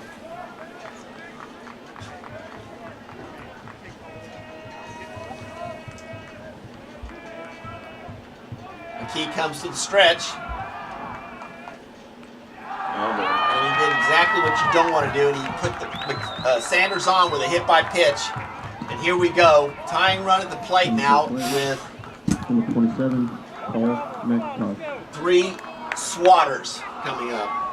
So Motlow couldn't have asked for anything more than what they've got here. Yep, you got one swing in the bat, tie ball game. Here comes Coach Mike Korn out to talk to McKee. I would think we're going to see a right-hander come in here and face these 3 righties. We will see. We'll be right back.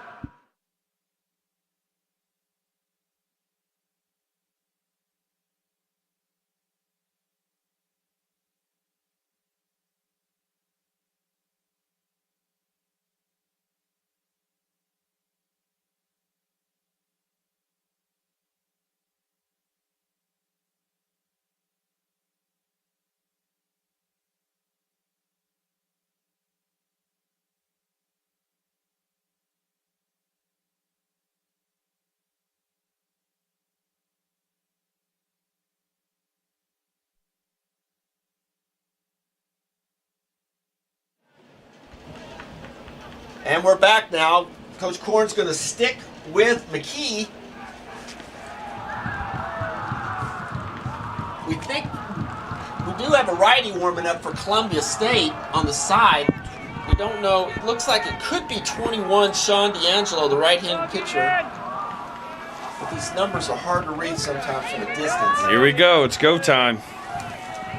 Who's coming up big? Paul McIntosh at the plate. Ball on the outside to start off. McIntosh flew out to right field last time up. He's got a couple of walks to his credit as well. Yes, this is exactly what they wanted, and this is what they're going to get here. Good pitch. Ball low, 2-0. Yeah, Columbia State fans, you got to be on the edge of your seat here. What we have? Pushing them back into umpires the... pushing the Motlow players into the dugout. They all want to come out of the field and help McIntosh swing the bat, I guess. Yeah. I don't know. There we go, big man. Go strike.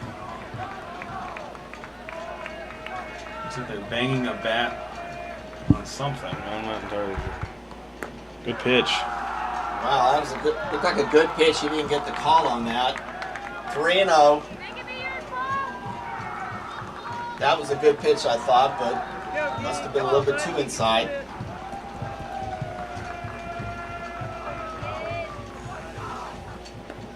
Fastball for a strike on the outside corner. McIntosh was heading to first. All right, he's swinging away here. 3-1 pitch here coming up.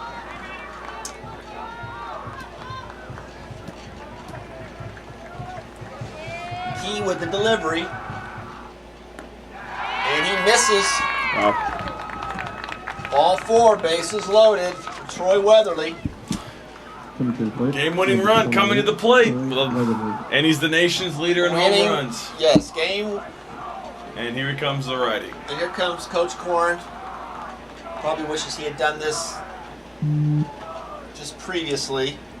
So we will see a new pitcher, a right-hander coming in. We'll try to get that information for you as soon as we get back to you. 9-6, Columbia State here in the bottom of the ninth.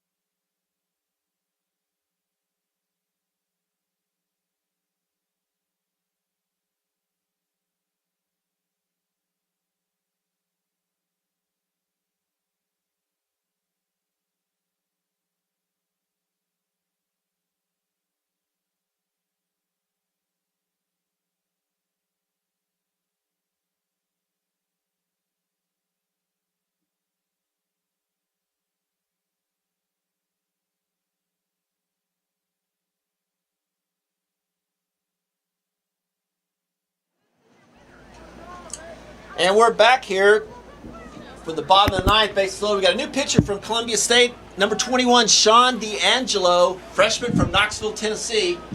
What do we know about Sean Dilder? He's made 20 appearances, got a 4.76 ERA, 5 home runs allowed on the season in 34 innings pitched, 25 strikeouts, 11 walks. Got nowhere to put Weatherly right now. Welcome to the game, Sean, because you're going to be facing Troy Weatherly, the nation's leader in home runs, bases loaded, and nobody out in a game that you have to win if the season's over. Yeah. So, and if he hits a home run, the game's over. yes, welcome aboard and good luck. He's already heading the count now. You know, Weatherly's going to First swing. pitch is a strike, 0-1. Weatherly's super aggressive. Ground ball, double play, obviously was what you want. Yeah. Oh, good. Oh, yeah. That ball was golfed. That's foul. That's going foul. Yeah, he was way out in front of that. He was way out in front of that. So, just a long strike. So he's up 0-2 now, Loud yeah. strike. 0-2. You know he's probably looking fastball now. I don't know what kind of fastball we have here. So, yes, but that's Yeah. Maybe you can throw a fastball up out of the zone. Yeah. He'll See if you can chase. get a pop up or a chase. Yes. He tried to bury a off-speed pitch in the dirt and missed. 1-2. Nobody out. In the bottom of the ninth. 9-6 Columbia State Chargers. Right here.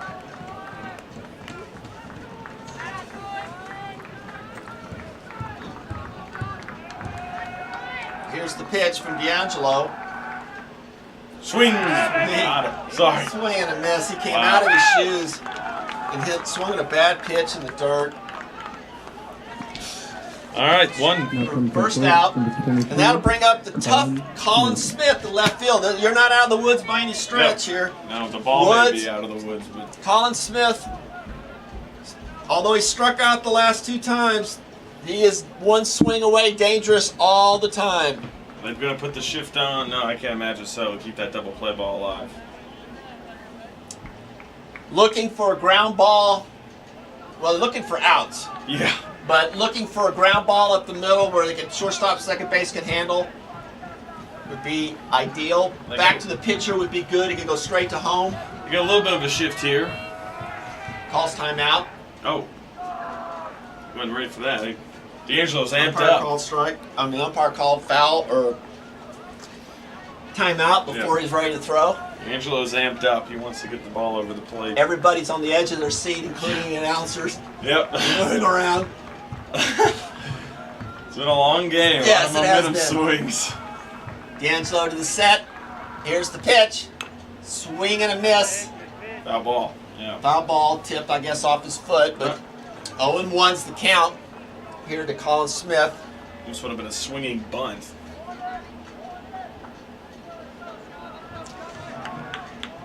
Colin Smith, the second team all-conference outfielder from Motlow. Columbia State playing deep in the infield, which is right. Fastball misses low. 2-1. Now he's got 2 pitches: fastball, curve. Or 1-1 rather. The board's reading 1-1.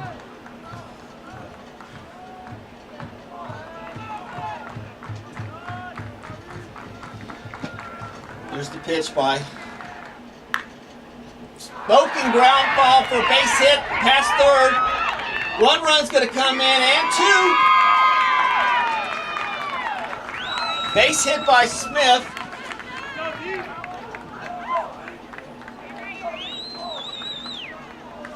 Plates in 2 runs.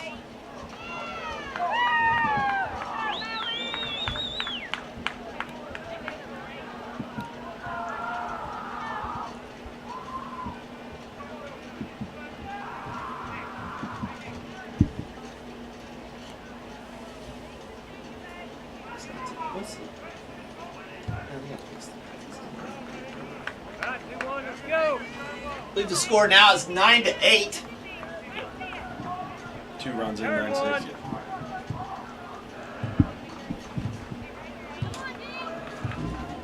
9-8 here.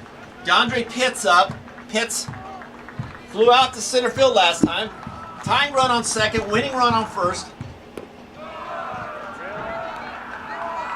Off-speed pitch missed low. 1-0.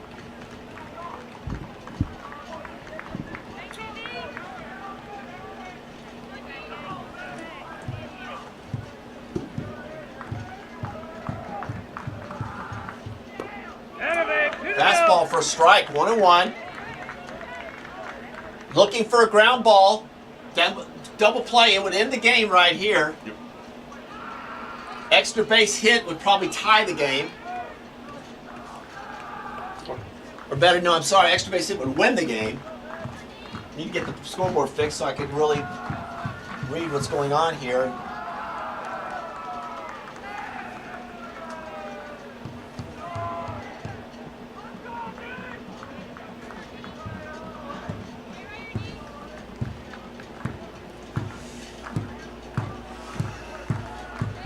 One count here.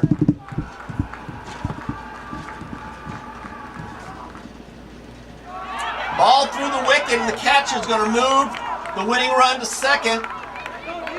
Runner on third and second now. 1 out. Went through Carignan.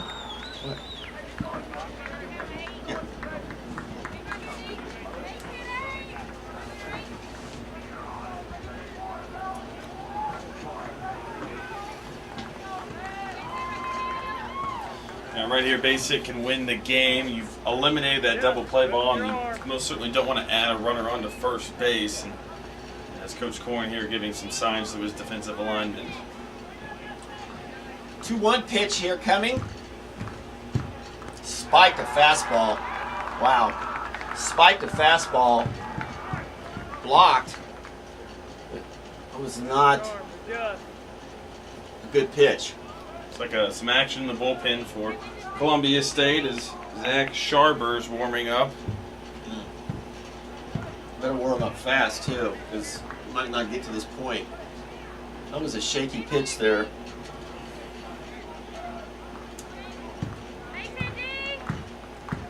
Three 3-1 pitch coming to Pitts.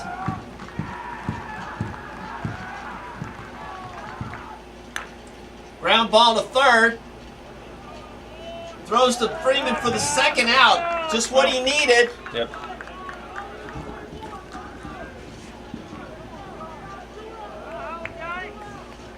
Two outs now in the bottom of the ninth. Tying run on third, and that's going to bring up John Mangini, the designated hitter.